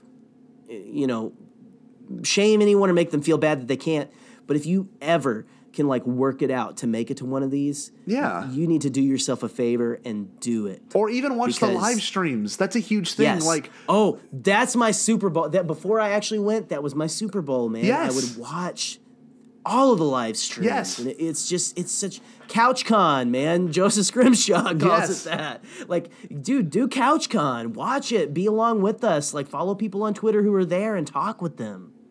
It's like, seriously. Well, you bring up a good point too, especially in regards to like not having the opportunity to go. Of course, I've been to Orlando and this one, and everything's already set. Like, it's crazy. Like, we're looking at flights, and we have alerts on our flights right now. If there is, a cheap flight coming out of New Orleans to Anaheim, I'm gonna book it as fast as I can. It is not something that is cheap. It's something I've had to save up for. I've had to make a few sacrifices on other trips I want to go on because of this, or sacrifices truly on meals that I want to eat. It's like there's so much that goes into it, but the payoff is honestly some of the most. It's like, I don't know, maybe because last Celebration was one of the best I've been to, and probably one of the best they've had. And Eric Cotterman and I were talking about that 2 nights ago, how we watched all the hype trailers for each Celebration, and how each one has seemingly got better just by events. And I think Lucasfilm and Disney have finally realized this is their truly biggest chance to drop news. And it's so cool to experience the news drops with everyone around you, and to be able to talk about it. So excited. Oh, it's awesome. It's awesome. And I mean, I can literally name 20 people I met at the celebration that I would have never had the opportunity to meet or talk to in person, not even in person, just in general, if it wasn't for my ability to get there. And if you can't get there, make some friends on Twitter. Have a community watch. I know Patrick Covey tries to do that almost every celebration. He tries to get enough people to have a Skype event where there's like 15 people watching and just chatting about it. It's a huge thing. Yeah, you know? There are ways that you can get connected. Yes. And if we do, if we know Patrick. Patrick's one of our good buddies. So dude, if we can blast that out for him, we'll do that. We will. You know what? That's gonna be our mission this year around celebration. Is we're gonna try to get as many ways as possible out there on our Twitter feed. Yes. So follow at Podcastt. Yeah. We're gonna try to get as many ways as possible out there. If you cannot make it to Anaheim this year, you're gonna be able to by golly follow someone. Yes. Okay. So, and I just went really Southern by saying by golly. I sound like my dad. By golly, y'all. Y'all get out there and get the dog in. And so anyway, no, we're gonna make sure that we blast out some ways that you can go on, follow the Star Wars YouTube page. All that, seriously. But there's that and other fan events. That's really the biggest fan event. But there's, if you've got stuff going on somewhere nearby in your community, maybe in a city nearby. Seriously, go for that. Connect with people. Yeah. That is really what this franchise is all about. That's what fandom is about for everything is these events and getting together. Can I bring up one thing too? Because it's something that kind of just dawned on me a couple of days ago. Because I got our Podcastt business cards in, and I need to get them sent to you, by the way. I got some Podcastt business cards in, and the crazy thing about them is this celebration coming up will be a totally different celebration for Jerry and I.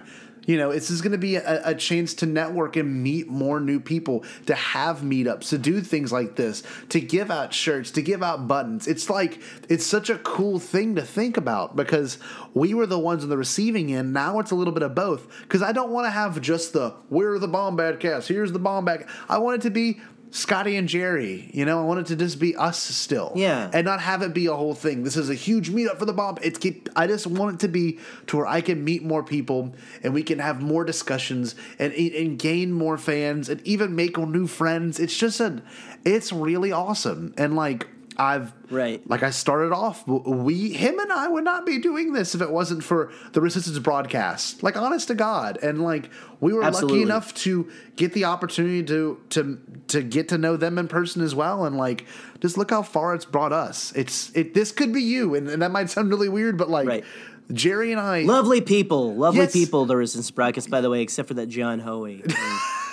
I'm sure, John, if you're listening to this. He doesn't like Marvel movies. What a jerk. Yeah. How dare him have an opinion? How dare you, sir? Yeah, exactly. No, but... Kindly see yourself out. Well, I got to say this, too. 31 episodes ago, when we started this, and several live streams ago, and several late-night discussions ago, I would not think we'd be here now to where we've got people that want to listen and want to join in. And that's the I'm power. Still like that. Well, yeah, it's the power of your voice. I wake up. Well, no, I do wake up every morning and I look at my Podcastt background and I'm like, that's just so wicked. That's so cool. So I don't know. That might sound really silly right now, but this whole idea of Jerry and I having the opportunity to do this is because of people we met and who influenced us. And I think it's really important that if you can't go to Celebration, to somehow still stay involved. And if you want to write reviews of panels or if you want to comment on things, do that. I don't know. But yeah, I think Celebration is probably one of the better things I've done with my life. This is free right here. And mainly because you said just then, you're like, if you want to write reactions to panels or reviews of panels, do it. That is the best advice because I was trying to do some YouTube stuff on my own before I went to Celebration. I even have I think I posted on Twitter the other day my Canon Junkie T-shirt. Yeah, I had I still have a Canon Junkie YouTube channel. But you still are the Canon Junkie. That one. I am the Canon Junkie. I am. Yeah, I did that. But guys, a year ago before now, I would have. I would have never thought I would be here right now recording a weekly podcast. Like, we took a break, but we're really consistent last year. We're going to be more consistent. We're going to do more content this year. Yeah. All you've got, I never thought I'd be able to. But what you got to do is just do it. Yes. Like Palpatine. Yeah. Palpatine says, do it. Just do it. Like, seriously, if you have something in your head, put it on the internet. Yeah. Okay? There's a way to do it. And that has nothing to do with celebration and fan events, but, like, that's free advice. Like, yes. Just do it. Seriously. Yeah. It was the hardest thing I've done for this podcast, it sounds really silly, was write the opening theme. But you know what that did? I sent it to Jerry and I said, if you ever want to talk about Star Wars, like, this could be our theme. And what did we do that next weekend, Jerry? We sat down and tried to figure something out, and here we are since. And that's all because the hardest thing is starting. And once you start and that snowball's going on the hill and it gets bigger and bigger, and now we're at avalanche level of just what we want to do at the show. Like, and the sky's the limit. When it was so limited back in June, now here we are in January, and it's literally just like, we can ask them to be on the show, we can be on their show, or we can do giveaways, or we can do live streams, or we can, address. You find your groove. Yes, it's. I guess this is for anyone that's wanting to start a podcast or start to be a content creator. It's a good part of the fandom, like, that's part of fandom is creating stuff for each other. Yes. Like, taking what we love and making beautiful, like, the Raylo community makes a lot of cool art and, like, and fanfics, and, like, there's a lot of other people who make really cool art, like, different parts of the fandom, and a lot of people make podcasts and YouTube content, and you can do that too. Don't think there's thousands of Star Wars podcasts and YouTube channels. I don't need to do it now. It's no secret that if you type in Star Wars into YouTube, the official Star Wars channel is not the first one that comes up. No. But there's always room for one more. So keep it coming.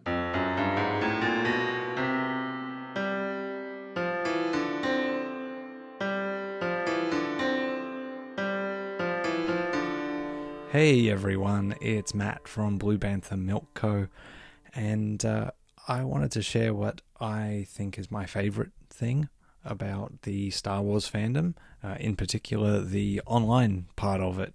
It's the ability to have kind of, let's say, superficial kind of friendships, I guess, people that you communicate with, sometimes just at a very shallow kind of level, nothing too in-depth, that can then turn into something a hell of a lot better when you finally get to meet them at one of the big sort of fan events.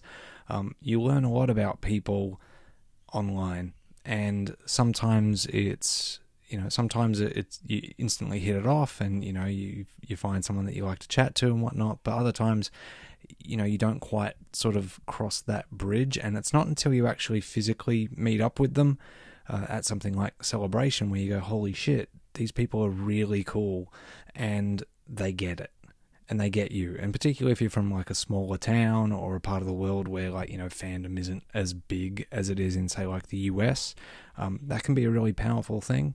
It breaks down bridges and walls and all those things. No, hold on. It builds up bridges, breaks down walls. That makes more sense, doesn't it?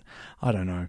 A really good example of that is, the video that you guys did reacting to the episode 9 trailer at Celebration. I was standing right next to you, right next to you, and we didn't even know it. And then just by chance, I got to see it, and, when it was being shared around YouTube, and there was something really cool and kind of powerful about that, because seeing you, Scotty, react to that trailer, that teaser drop, was one of my best memories of the entire event. Like, I told people about this guy that I stood next to that was just absolutely losing it and having the time of his fucking life. And then we kind of met, but we didn't, but then we've ended up meeting online. So it's kind of gone the other direction, which I think is just awesome. Anyway, that's all. Thanks. Hey guys, Trey Mitchel from Skywalking Through the League here.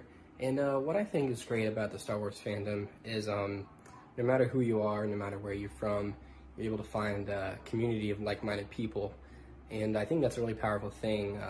I've gotten a chance to go to Star Wars Celebration, and it's just one of the coolest things ever. You know, you feel like you're in a church of nerds, and I think that's pretty awesome. So I think it's really cool that people are able to find a community, whether it be Twitter, Reddit, people's Discord servers, whatever it is. I think it's really cool that Star Wars presents people this opportunity to find others that share their interests and share their mindset on things, even if you all don't agree on the same thing.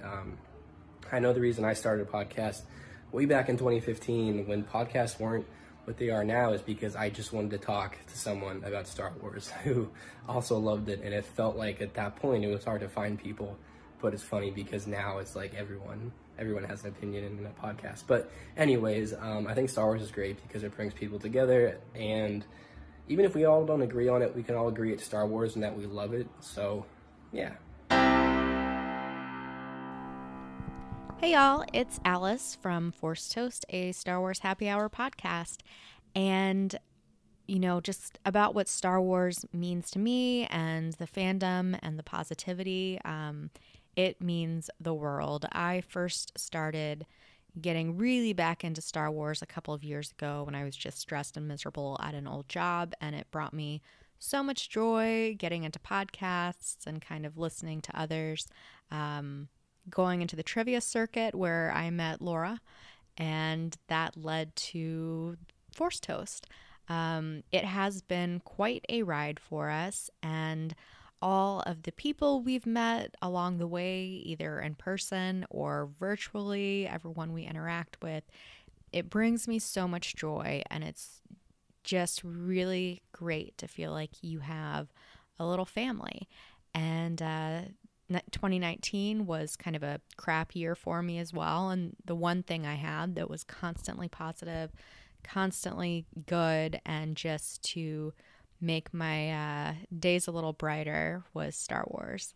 So that's my view on it, and I use it to help me get through things, and it has done so, and just been such a light in my life. So yeah, I guess that's it. Thanks, y'all. Hey, Podcast. It's Lauren from the GALactic Podcast.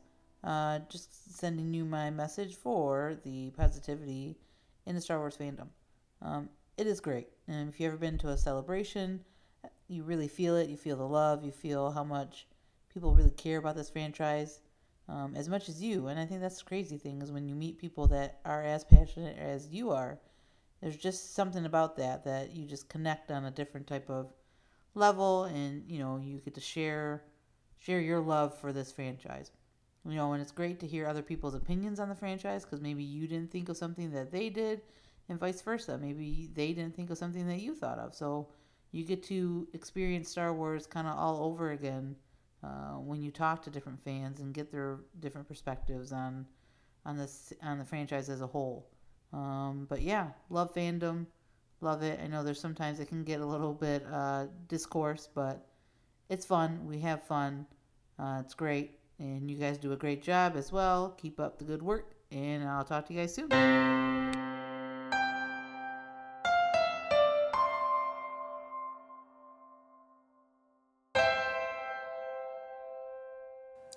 Gosh, another thing that is so amazing about Star Wars fandom is the community. And I know we've kind of already kind of brought it up talking about Celebration because it's hard to not talk about community when you talk about Celebration because it's just so like intermingled. They're like hand in hand, fingers laced, not hands cupped.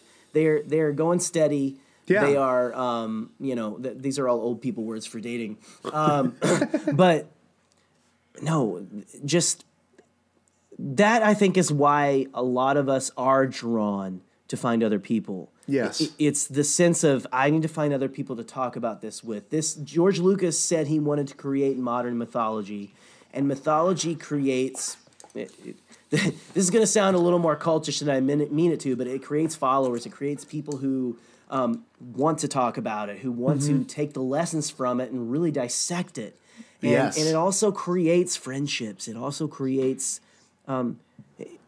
it creates what Star Wars is all about. The characters in Star Wars are found family usually. It's all Star Wars has always been about found family since the beginning. And that's what the fandom's about too. It's about like finding finding your people. Yeah. It's finding the people who feel the same as you. It's finding the people who are as passionate about something as you are. Mm-hmm.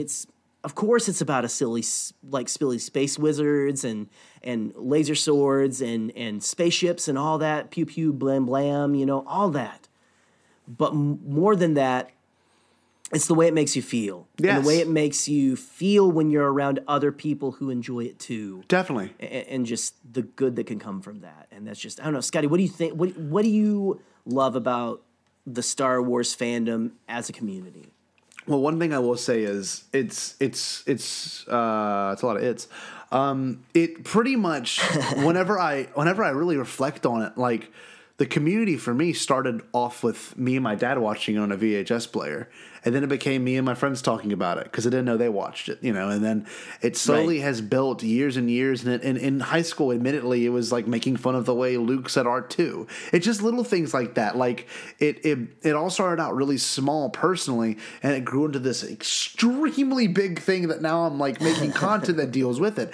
It's like you can, Star Wars is one of those things that you can almost figure out the first time you watched it, because you can say, well, I watched it when I was really little. That counts. That is the first time you watched it. I had a friend of mine who was my mentor teacher. She just started watching them, I think it was like the week before The Rise of Skywalker came out, and she was texting me about it. And that's part of it. Like that is really a part of it. It's like this community thing. If someone knows you love Star Wars, like Jerry said earlier, that's his Christmas gifts. It's all Star Wars. And they're not doing it in spite. They're doing We're it real because, easy to sharp for. Yeah, they do it because they know you love it, right? Well, yeah, they do it because you love it. And it could be as simple as a Star Wars air freshener, or it could be as beautiful as like this a die-cast lightsaber copy. It's like that's the thing in regards to community. It's can be your cousin who's 9 years old who just watched it the first time, or it can be your dad or your grandpa who really showed it to you, and then you can branch away from family and you find out that other people like this stuff, and it's a very personal thing. Star Wars is very much a personal thing because you can put yourself into some of these characters' shoes and see what you can get out of it as a person. And like Jerry said, found family is a huge theme of Star Wars, but also is love and loss and suffering and learning from your suffering. And so is, I don't know, just learning from failure even. Look at you, Last Jedi. Yeah. Or like learning from failure is a huge thing, or like, where you stand politically even with Star Wars. Like maybe you think war is a bad thing and money makes war and war makes money. It's like, it's, I don't know. It's one of these things. No, you're right. Community, Star Wars community, and Star Wars itself makes the community. Yes. Challenge its own beliefs. It makes you like really think about it. It's a good thing to watch to really reevaluate where do I stand in society. Yes. Too, It really makes you think, like, am I on the right side? Yes. Am I doing what I need to do? Like, because there's good people on the Empire. Like, am I doing the right thing? Whatever. Yeah. We've had a lot of good stories like that recently, but we're getting into, like, the story and stuff. But, like, it affects the community. I 100% agree, Scotty. One thing I will say, too, is I was young enough to not understand anything about it, but Jerry, when the Phantom Menace came out, I think he was at the age where he knew no one that didn't, like, everyone he knew liked it, right? And then as you got older, you discover that people don't like it. And then it's really funny. At the 20th anniversary panel, as a community, we all sang The Saga Begins. Like, I'll never forget that as long as I live. And like, I will, if I watch I've never had chills during that song, but I did. I was that tearing day. up. And my god. If I watch the video right now on my phone, I would tear up. It's like, it was such a profound moment. And like, that idea of community never felt stronger. And I will say this, the Rise of Skywalker panel was amazing. I know we're kind of going back to Celebration for a second.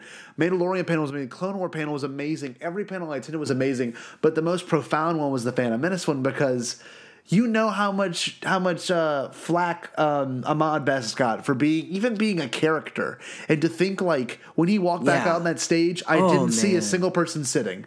Everyone was roaring and cheering when he walked out. It's like, dude, that's what community is, and I think he has found his way back, and he's even having his own show, and he might even be in Kenobi. By the way, it's like Ahmed Best deserves the world, like Yes. for what people did to him, and look. We've all made the Jar Jar jokes. I'll admit, whenever I found out people didn't like it, I would make some jokes because I was like, okay, yeah, I can make some. But Star Wars is something to be joked about. Yes. But to find out that the poor man was just trying to do something creative and really trying to have fun with it, and the backlash really made him.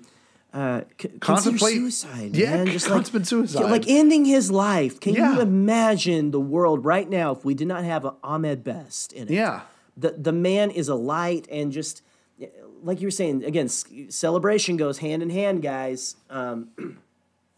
He deserved all that attention. He deserved all that love, and there was a day at Celebration with me, and shout out to Scott Gibson. How you doing, buddy? We were hanging out all day, and we were on the show floor, and they were like, "Welcome to the Star Wars show floor, Star Wars show stage, Ahmed Best." And there was a sea of people coming from the booths, the vendor booths, to crowding around the stage, to listen, just marched, automatically hearing that and clapping. Me and Scott did it too. We were there was just such an air of it's just so positive. The Star Wars community, when you get down to it, we have our issues. Yes. But there is so much potential for so much good. Yes. And we've got to preserve that. That's what we've got to preserve. We can't let the naysayers get us down. Because ultimately, this is a community. Mm-hmm. And community thrives on positivity, and it thrives on us working together. So we need to work together for our goals, guys. And I think I kind of went on a tangent there, Scotty. No, so, it's okay. Continue. No. Continue, sir. By the way, Ahmed, if you are listening, sir, I'm not sure if you are, but we would love to have you on. Maybe we'll make it work. Please come on, and congratulations on Jedi Temple Challenge. Yes, definitely. Yeah, no, in regards to the community thing, I think all's been said, and the beautiful thing about this episode is you've been hearing voices from people in our community and people that we haven't had the opportunity to have on our show, or we haven't had the opportunity to be on their show yet. But they were not hesitant to scratch our back and give us something that they thought was important. It's true. I mean, literally, let's be honest. Right.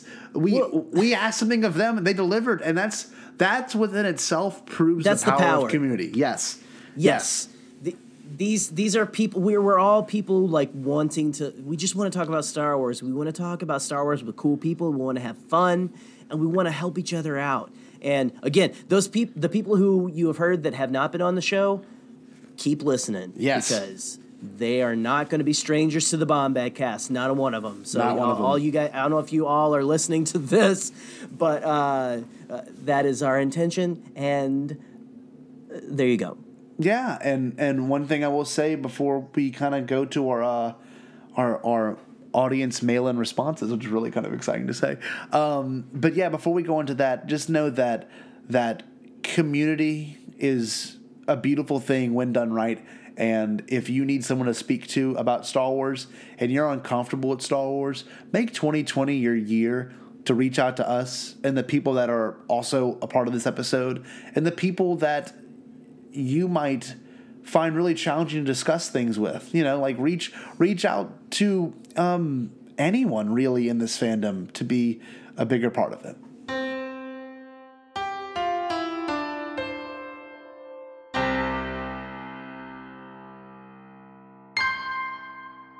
What's up, guys? This is Nedi from Women of the Wills, and I was invited on to talk about positivity for a quick hot sec.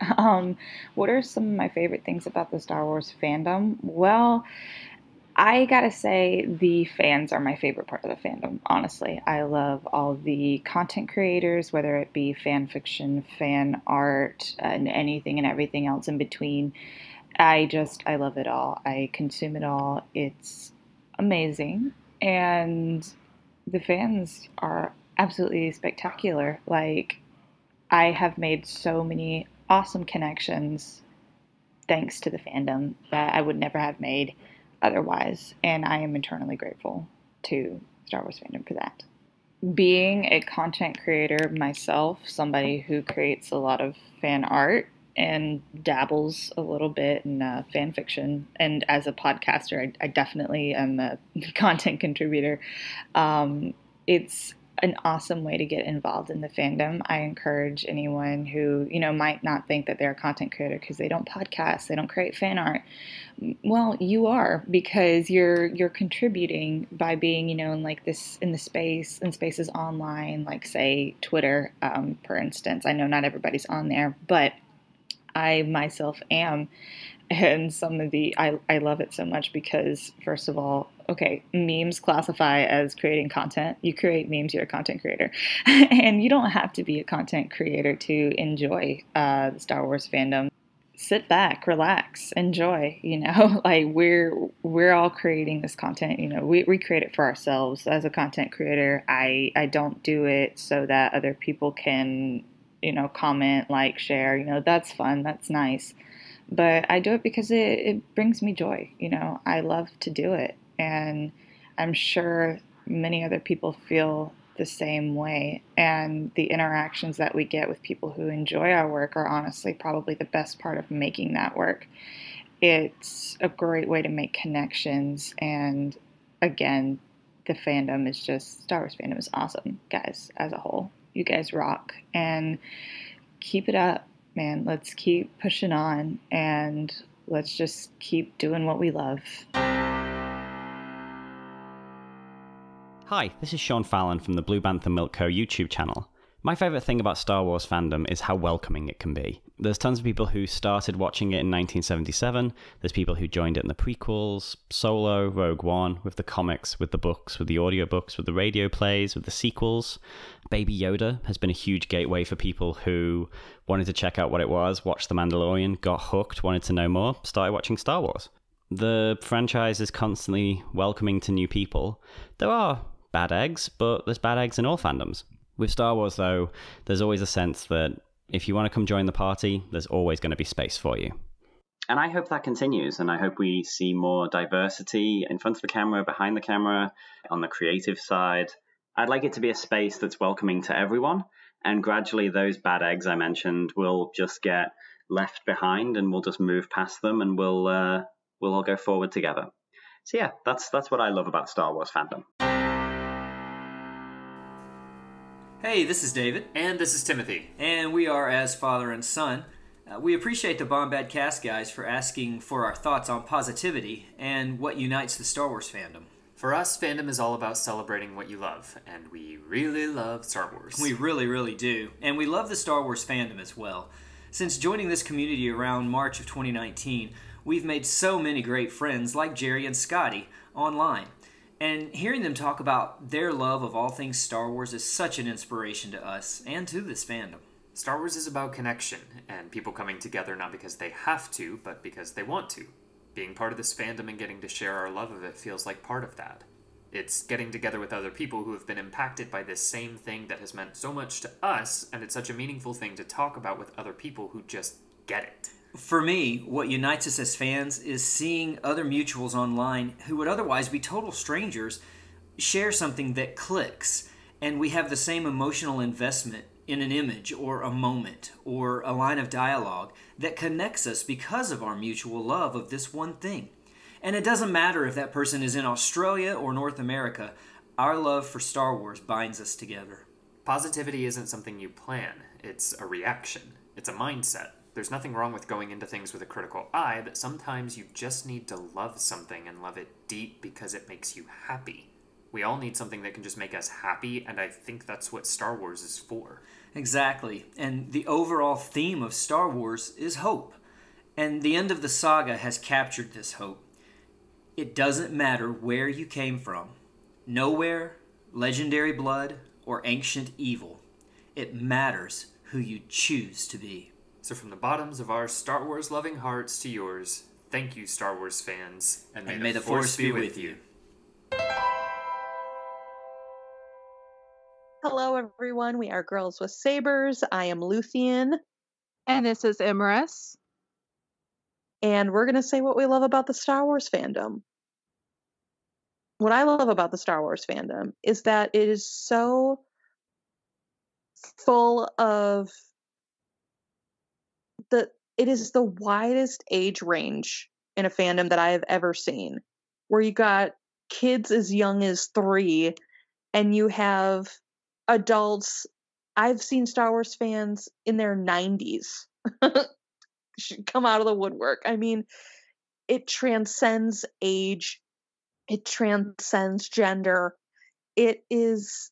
It's a phenomenal fandom to be in, and even though right now it's a bit tumultuous, like, I mean, it has been for the past 20 years, but I mean, you could say that about the original trilogy, but that's what I love about it, is it's this mixed bag of love, and there's so many people willing to just kind of get past the toxic nature of it all and just talk about what they love, whether it's 2 human beings coming together to take on a Dark Lord of the Sith, or it's, I love that ship over there.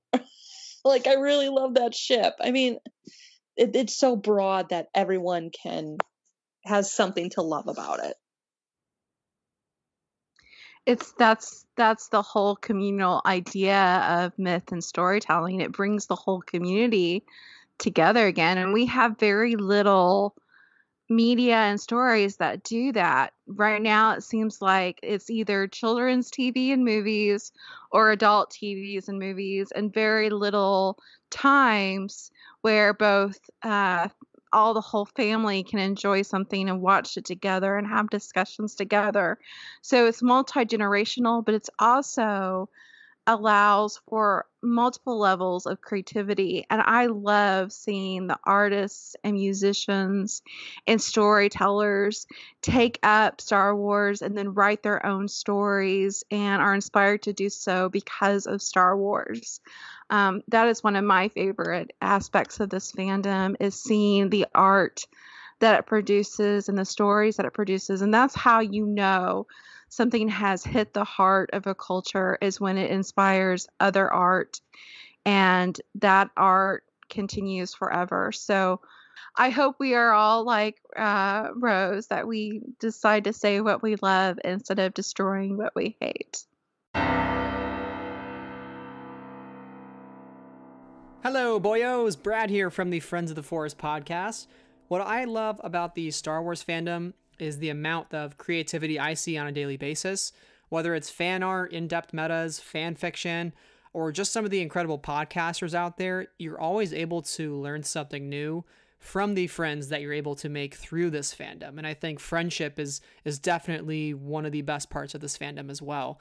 For me, I've met so many incredible people who have different perspectives and experiences, and those have reshaped the way that I reinterpret the franchise and look at the story that I'm being told. And I think it's important to not get too complacent in the way that you look at Star Wars, but to challenge your beliefs and unlearn what you have learned, as Yoda might say, and to keep an open mind. I've been so fortunate to have some amazing guests on my show that teach me something new each episode, and even my favorite podcasts such as What the Force, Sky Talkers, Blast Points, Binge Mode, those are all something that I look forward to each and every week, because I know I'm in for a new learning experience. And yes, there can be certain parts of negativity in the fandom, as is the case with anything in life, but it's a matter of finding your own family in that fandom, and found family is such an important part of Star Wars. And if you can find those people that make you feel accepted, who respect you, who advocate for you, and who listen rather than dictate, I think that's when you get an incredibly healthy fandom, and those same people love Star Wars just as much as you do, and a healthy fandom is a happy fandom. And I think we can all strive to make a more inclusive fandom that is for everybody, and it starts with the creativity, it starts with friendship. So thank you guys for doing this, and may the Force be with you always.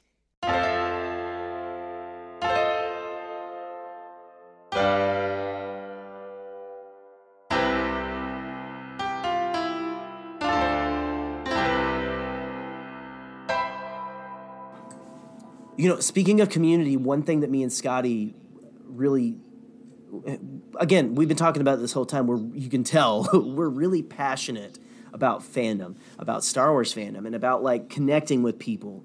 And that's one thing that when we started the Podcastt, we really wanted to have a safe haven for people who of different opinions who wanted to come in and like talk Star Wars with each other. We wanted to form a community, and we still want to do that. And so if you ever like just come, and I don't know, like if you are like, I don't know, like I don't want to like put my opinion out there because I'm afraid someone's going to tell me I'm wrong. That's never going to happen. Like with me and Scotty, that's never going to happen. On if you go and join our we have a Facebook group called the Bombad Fam, a Bombadcast official group, and if you go and join that, you will. We want to create a community like that we can come, we can talk, and that most Star Wars fans who aren't jerks feel welcome and stuff, and can come in and can talk about things. We can discuss ideas, and we can leave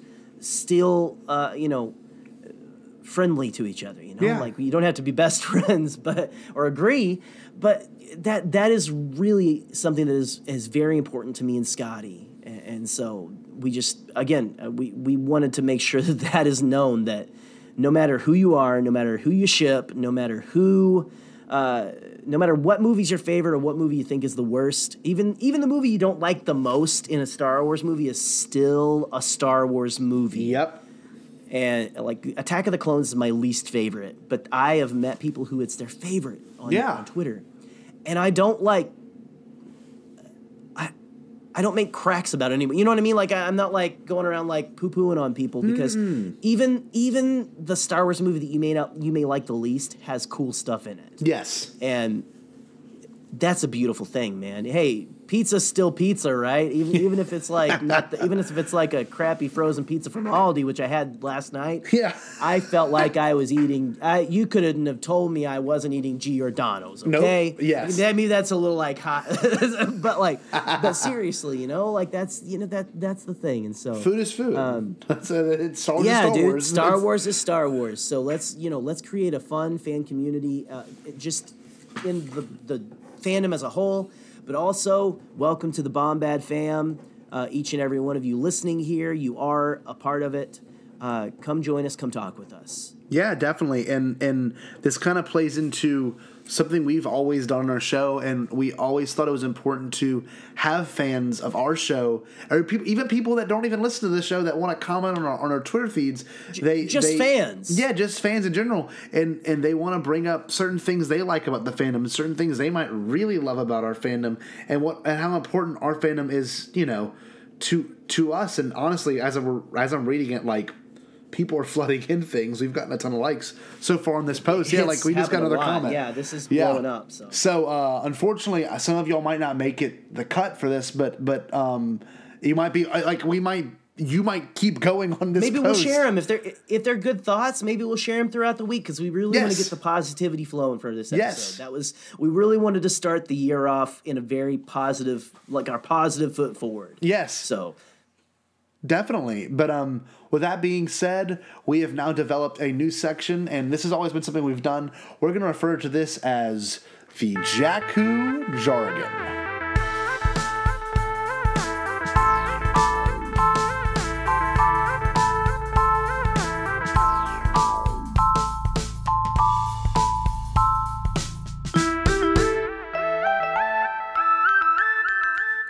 Gosh, I love that song, Scotty. Scotty has been working really hard over the break on some like new music, segment music and things like that. This is all Scotty makes all of this music, guys. Okay, Scotty works tirelessly in like a little sweatshop. I think in a cellar he dug below his thing. I don't know if you can do cellars in Louisiana or not. No, but like it's okay. But Scotty is like, he did it anyway. He created a cellar in Louisiana because he's a madman, and he has to go down there and Star Wars ish music. Yes. For the Bombad cast. I don't know, but Scotty, good job, man. So like, give Scotty some love for his. Thank you. Well, tell us what you guys think about the new music and stuff. We're gonna have some more as the episodes. Yes, and one thing I will mention is hopefully there will be a video coming out in the near future that shows how I make it and my creative ideas behind it. So yeah, thanks, Jerry. You will all hear, of course, different versions of themes that you like.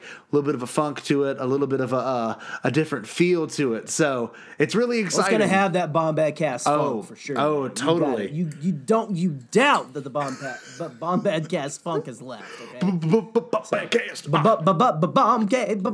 Bombad cast. Yes, I'll say it right eventually. Just like that. No, but in all seriousness, let's get to the Jakku jargon from this most recent Twitter thread. All right, Jerry, read the tweet real quick so we know what we're talking about. All right, so we put out a tweet earlier today, which thank you guys so much for showing up. This is on again. We're on Friday right now, but we put out a tweet really quick on Sunday before we recorded, which is really late. Yes, very late. I think I put it out like a couple hours before we actually recorded, but you guys really delivered. And I know we've kind of been like lacking in fan participation since we've been doing the Bombad build-up. We really want to do something different there, but we're back to Bombad cast form. This is Bombad cast classic, yet 2.0. Yes. So here we go. The Bombad cast. We tweeted out earlier today. We're recording our first episode of 2020 tonight, and we need your help. Comment here what you love about the Star Wars fandom as a whole. Be positive and kind, and we will include you in the show. Share with your friends and stay Bombad. Okay, so we have from Benjamin L. Akers. It sounded like I almost said Benjamin Lakers, but it's Benjamin L. Akers. Yes. Benjamin is he's a fan of the Resistance broadcast. He is a avid listener of the Bombad cast. Thank you so much for listening, Bob. Seriously, Ben, thank you. Seriously, dude, we thank you for participating. Thank you for appreciating our podcast, but also participating in it as well. Like we really, dude, I love like talking with you online. So yes, but Benjamin says, I love being able to not only meet but learn from others with different backgrounds, from different countries. And have different who have different values. They've made me a better all-around fan. # stay Bombad. # Star Wars. Love that you kept. I haven't read these yet, and so I'm loving. I'm seeing the pattern here. People are using the # stay Bombad. Thank you guys. That's awesome. So cool. That is awesome. Yeah, that's what, dude. That's what.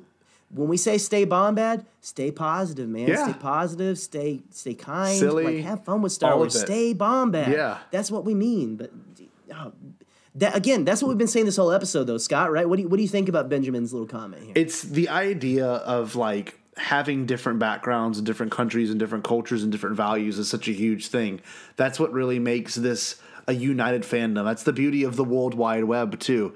There's a lot of dark stuff that might happen. There's a lot of things that you might not be happy about in fandom, but still you find that niche group that likes the things you like and has different opinions, and you can have the opportunity to open your mind, and not only open your mind, but open your heart. So yeah, great. Absolutely. Beautiful. No, well, and I tweeted something out a while ago. I think I listened to shout out to our friend Nedi, yes, who is part of the Women of the Wills podcast, and I don't know. You guys you're going to hear from her for sure, and, definitely, and her podcast friends as well, because we want to have them on for sure.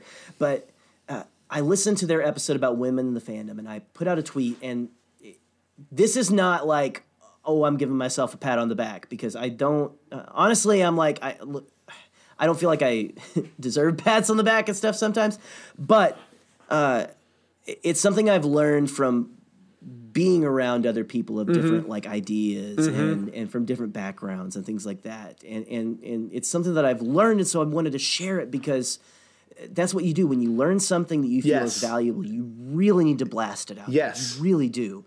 And one thing I said, again, this is not like, yay, good for you, Jerry. This is like, you guys, this is something that everyone needs to know. You cannot understand someone else's perspective until you listen to them. Yep. And that's something I tweeted whenever I listen to, not that I've been very like critical of people who didn't like TLJ, Rise of Skywalker, but I had like some issues with Rise of Skywalker as well, you know, even though I love it now. But I listen to a bunch of podcasts who maybe have different opinions than me. And that is, Benjamin, you're 100% right, dude. It's such a great community to learn from other people and to really kind of look and say, you know, I've never really had that experience. And it's really cool that I have been able to hear or discuss with someone like what their, read of a situation is or what their background is. It's 100%. You can't. It's something that you can't get just in everyday normal life if you're not really kind of looking out into the world, you know, like you can really stay in your own bubble and really think like, oh, you know, this is just the way things are is the way I see it. And so, good, dude. Great comment, Benjamin. Thank you so much for sending that in. Definitely. And our next one comes from Seth Parnell at Seth Parnell. So he says, sorry. What's up? I love Seth. Sorry. I'm just saying I love Seth. He's my buddy from college and stuff. So there you go. Shout out to you, Seth. So there you go. Well, Seth said this: the passion and unity that it produces in people who come to immerse themselves in the universe. We may not always agree on everything, but that's okay. With all the craziness in the world that divides people, we can come together to enjoy Star Wars. Hashtag stay in Bombad and hashtag Star Wars. That's the central theme of this whole episode. Right. Completely summed up. I love it. Thanks, man. Y'all, don't sleep on Seth Parnell. Seth Parnell is one of the greatest human beings I've ever met in my entire life. Yep. So there you go. 100%. Anyway, great. Thank you so much, Seth, for sending stuff in, buddy. I appreciate that. All right. So next we have Jared Kozal at J Kozal, excuse me. And he says, I love how, at its core, the love we all feel for Star Wars is the love we feel for someone we know in our hearts we can always go home to. We celebrate it. We think about it, poke lighthearted fun at it. Then we'll come home to find it, or come home to it and hold it close to our hearts for years to come. Wow. Holy cow. Again, we haven't read any of these yet, guys. No, we haven't.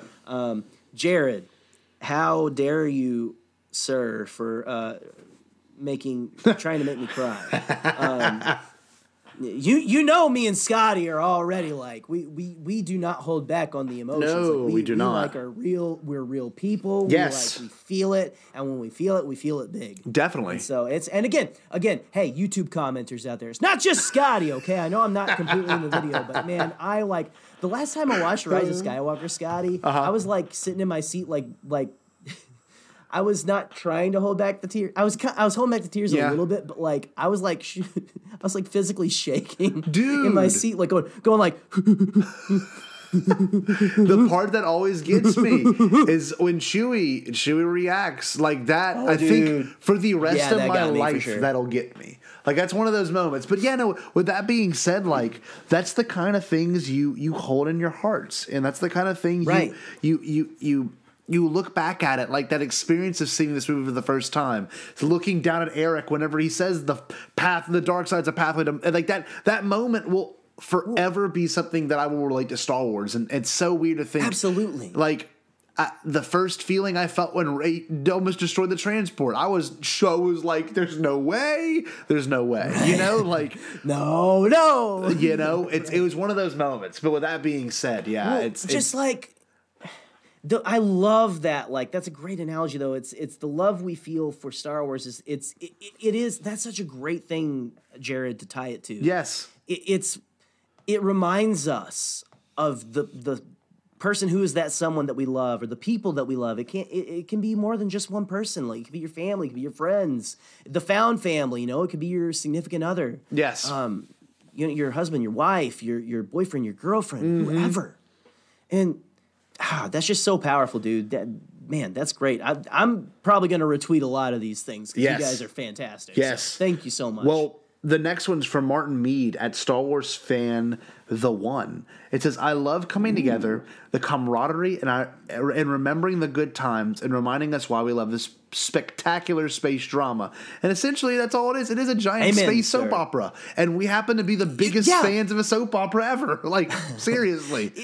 It literally is. It's literally like the genre that I've heard. Again, whenever you're like a little kid and stuff, you never hear the term space opera. But now that I'm older and stuff, I hear space opera all the time. And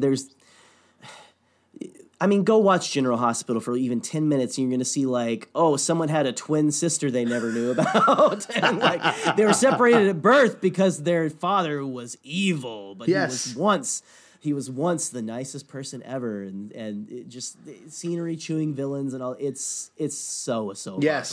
And again, dude, Martin, 100%. Like, it's what we've been talking about this whole time, Scotty. It brings us together, and that's awesome. Totally. And our next one, this is an amazing comment. Jay, read it for us real quick. This is awesome.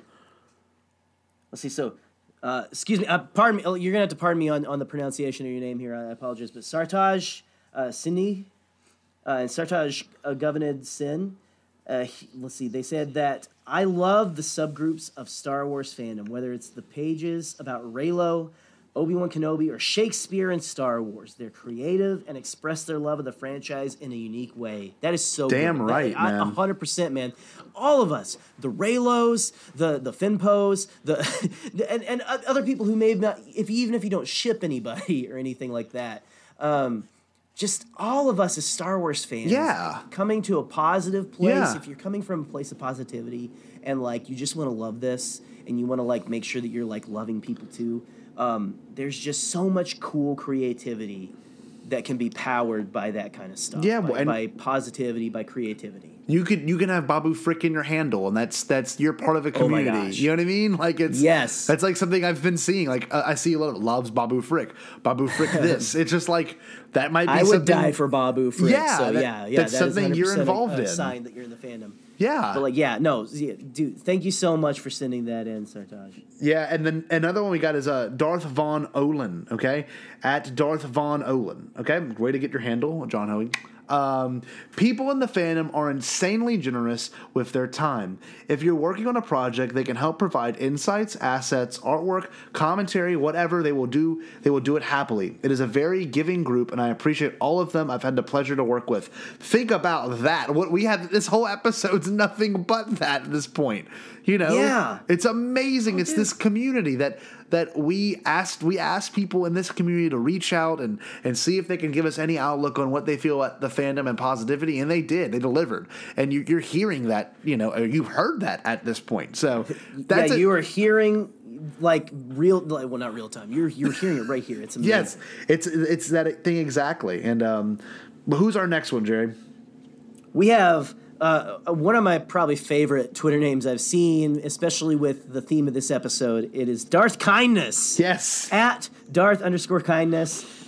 I'm going to give you a follow later on, Mr. Darth Kindness, if I don't already. But I love how Star Wars Twitter comes together when people need help. It's amazing. Short and to the point, but my gosh, is that comment packed full of meaning. And there's, how many times, Scotty, have you seen Star Wars Twitter come together as a whole to like, I've seen them come together to like help like retweet something for people to like people who are looking for jobs and people who got fired and they're like, I need help like looking for work.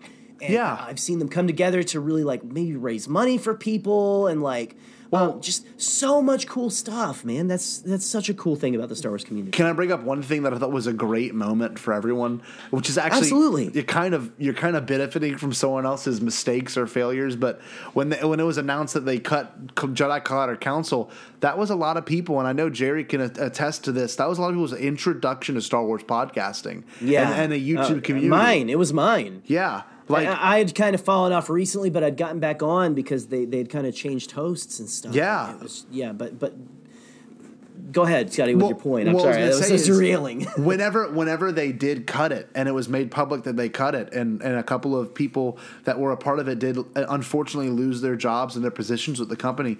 With that being said, when it was announced that happened, everyone would retweet what had been posted and comment great communities to listen to. If you like Collider Council, you should listen to Force Center or whoever, Podcastt. Jerry did a post too about it as well. So that kind of plays into it. Everyone comes together when anyone needs help, and like I'm just so it's so awesome to be a part of the community. And if you're too afraid to join, just take a chance. Trust me, it's worth it.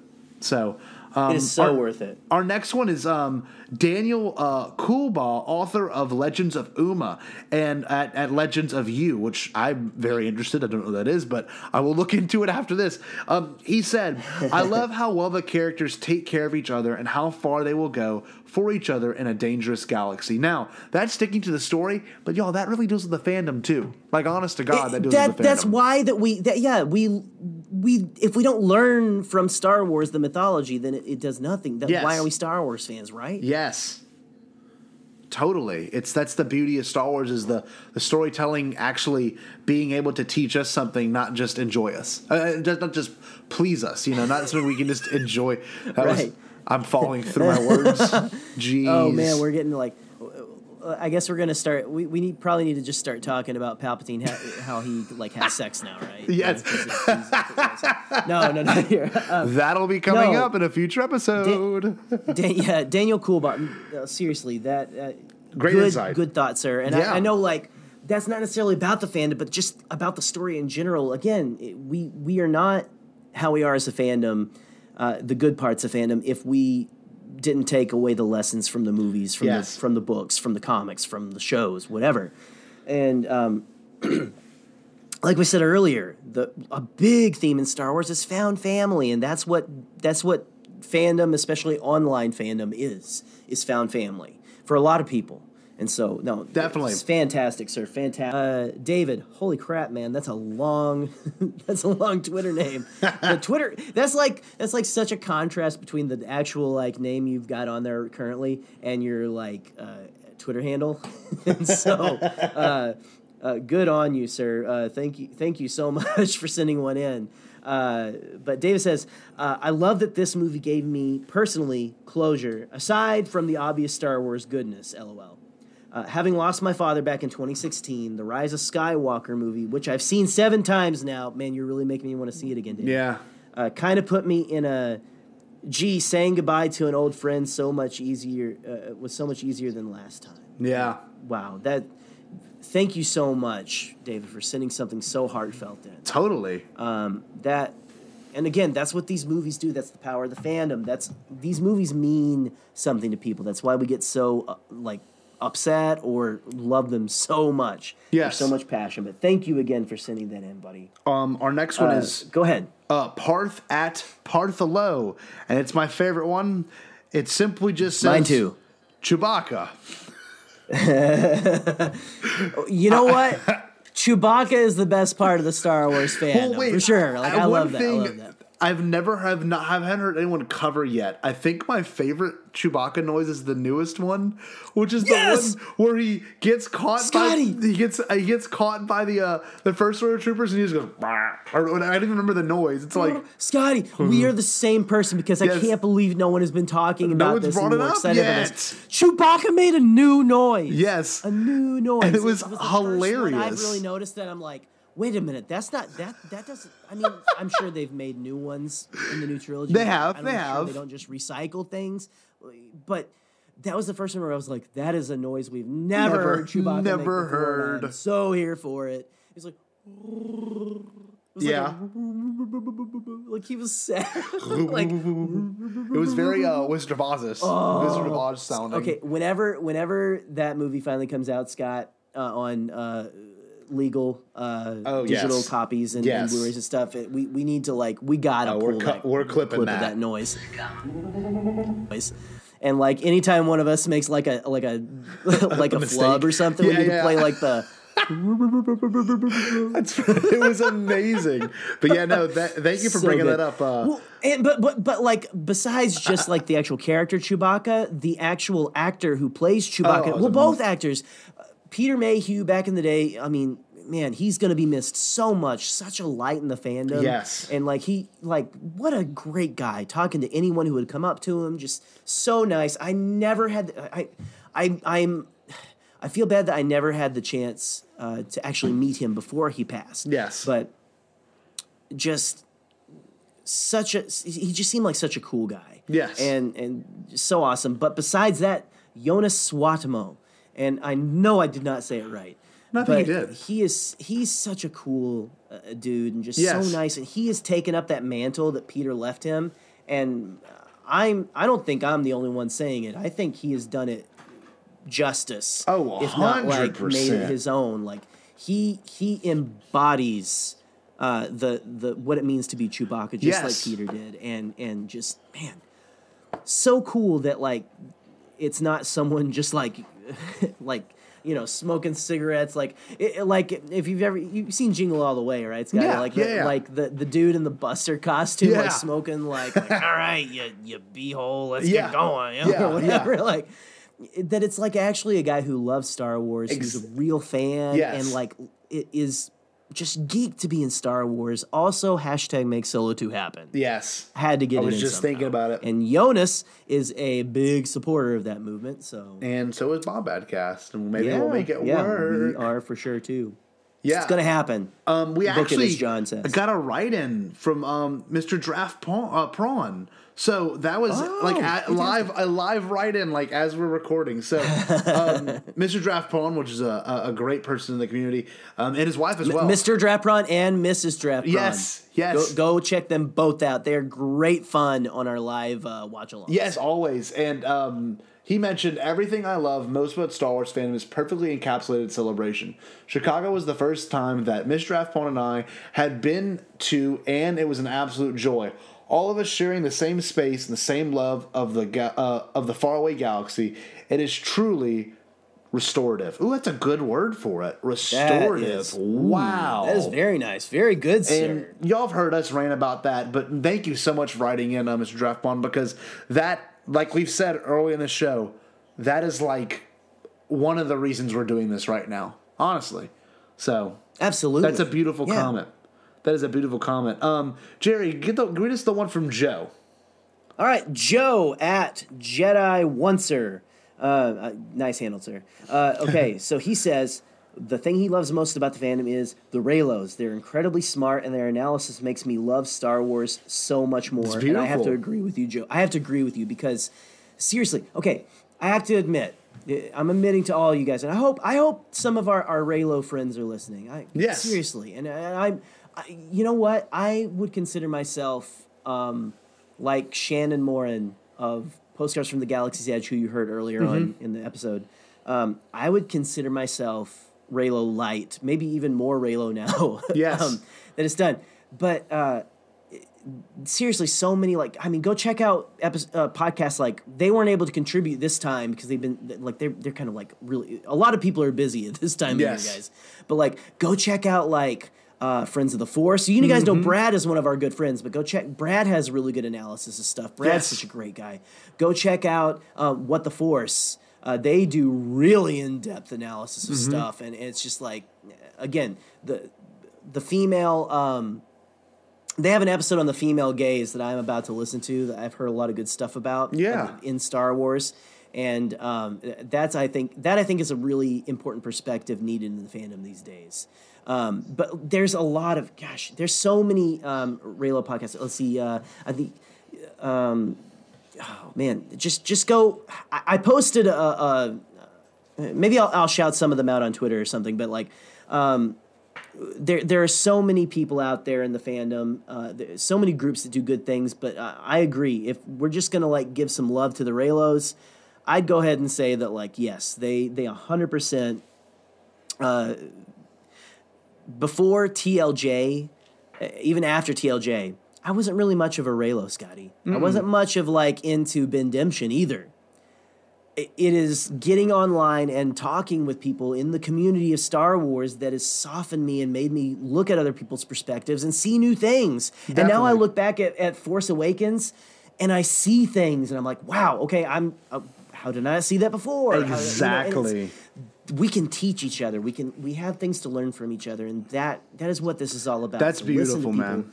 And Joe, thank you so much for writing in, man. But Totally. yeah, go give some Raylo some love on Twitter today. You know, like go like shout out a Raylo that you love, a content creator and stuff, and like just shout out people, man, guys. That's the best thing you can do. And who else do we have there, Scotty? Well, as of right now, this is our last one in the thread. So unfortunately, if you did not have the opportunity to hear yourself on here, we'll make sure that any other times we put out threads, make sure you try to get us as soon as possible. And we were lucky enough. I mean, Alex, Damon, and Mollie both retweeted it, so I'm sure their followers are seeing it now too. And thank you guys commenting. so much for that too. Always. You guys are so sweet. Follow Alex and Mollie if you don't already. If you don't follow Alex, then like, why are you even listening? Yeah, exactly. Geek Mom at Brenna Boo 927 said, "I love this fandom because of living spirit and charity that is done. The 501st are known over for going to children's hospitals. We have pulled together recently and raised money to Adam Driver's Charity for Vets. Local groups have done food drives and raised money for cancer. I also love that there are multiple generations to this fandom and that giving spirit is passed on. This fandom gives with its whole heart and everything we do." And I think that's honestly the best way to end this whole entire idea is the very last thing that's stated in this. The very last thing being that this is generational. I mean, look at, if you keep up with Jerry, you know that Jerry's daughter recently just did the Ben Solo challenge, and it was hilarious. But she wanted to do it multiple times too, but she thinks that the goal of it is to get mad and throw the lightsaber now because everyone thought it was funny. So yes. Thank you. And it was very funny. But with that being said, hilarious. The generational thing is huge. I wouldn't be here if my father and my grandfather didn't show me and if it wasn't discussed in my family. Right. And a lot of people haven't had that opportunity yet, but when they do, they could find people like us. They can find community they want to talk to and people like you. Well, if it wasn't for my cousin, I just got to give a real quick shout out to my cousin Joey. Who's out there. I don't know if you're listening to this or whatever. I'll give you a shout out on Facebook because I don't even know if you're on Facebook, but he is who got me like deep into Star Wars, and I'm thankful for it every day. I got to watch Solo, a Star Wars story with him because I went down to Arkansas to visit, and that was just such a cool experience. And you're absolutely right, Scotty. This is passed on. It's generational. You're right, Geek Mom. Seriously, that's probably the most beautiful way to. It's so cool. To summarize, to summarize everything we've done, it was because someone showed this to you, or you went out yourself and you've heard things about it and you wanted to watch it, and that's the beauty of this whole thing.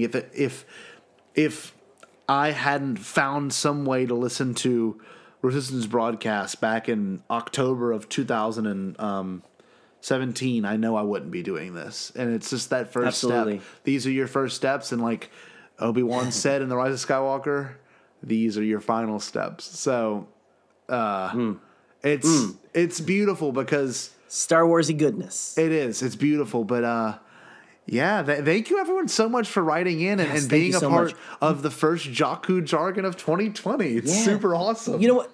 If I can cap off our first Jakku jargon of all time, but also the first Jakku jargon of 2020, and if I can cap off this discussion about positivity and fandom and fandom, our friends. Cap it off.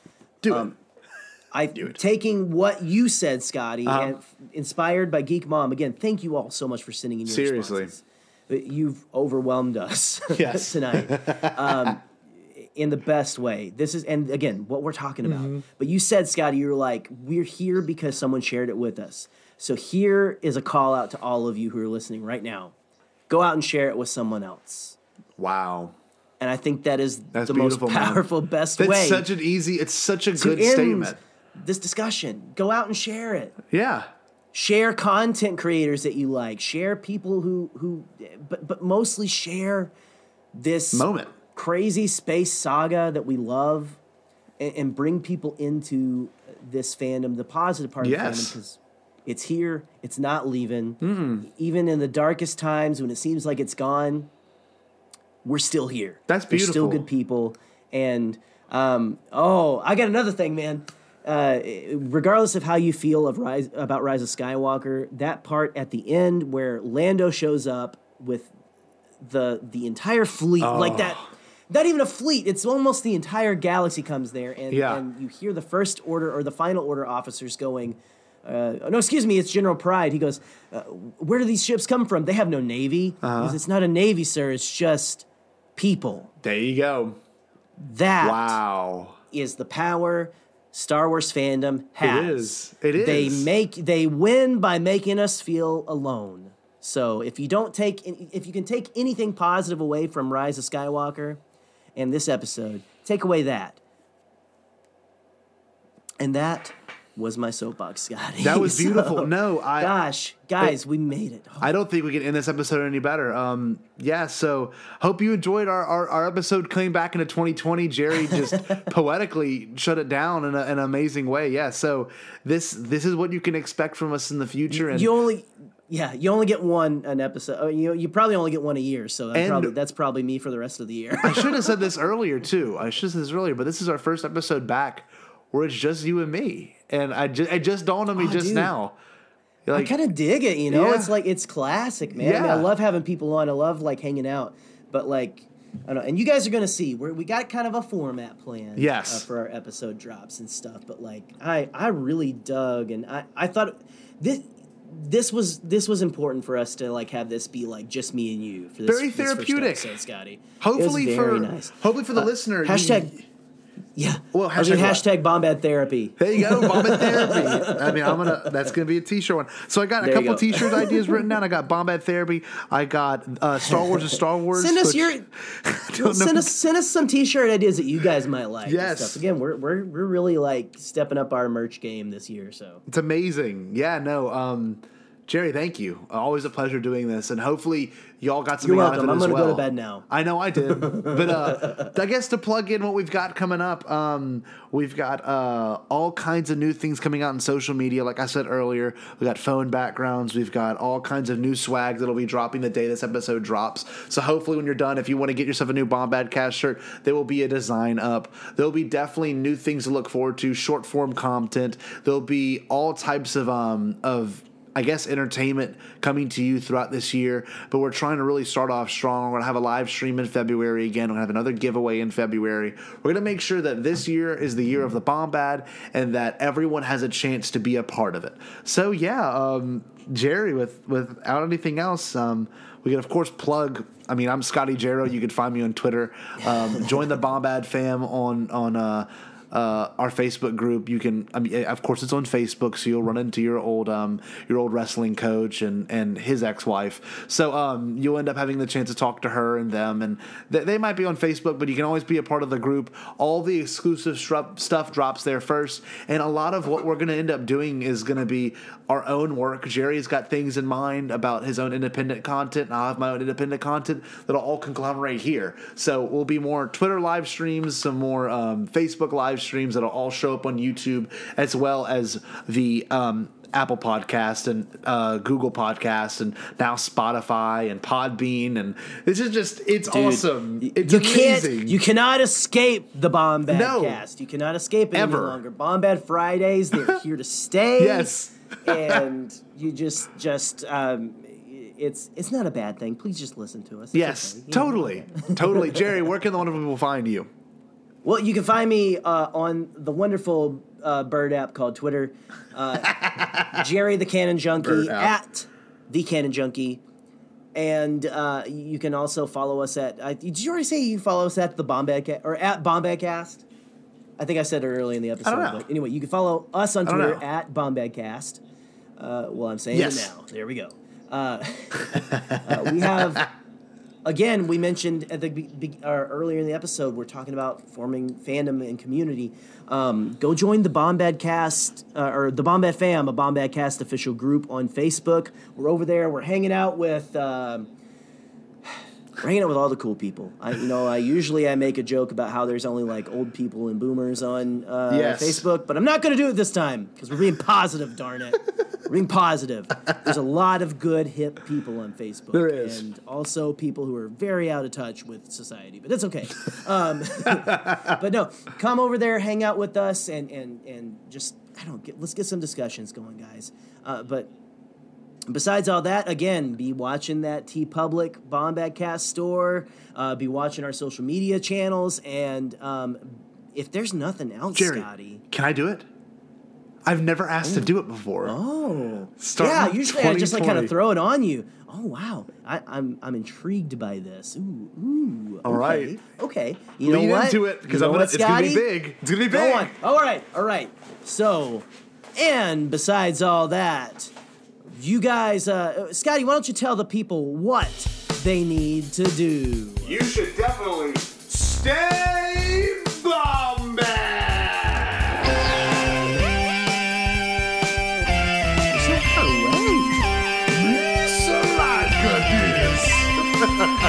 We need to get. You should not thinking you should be later than the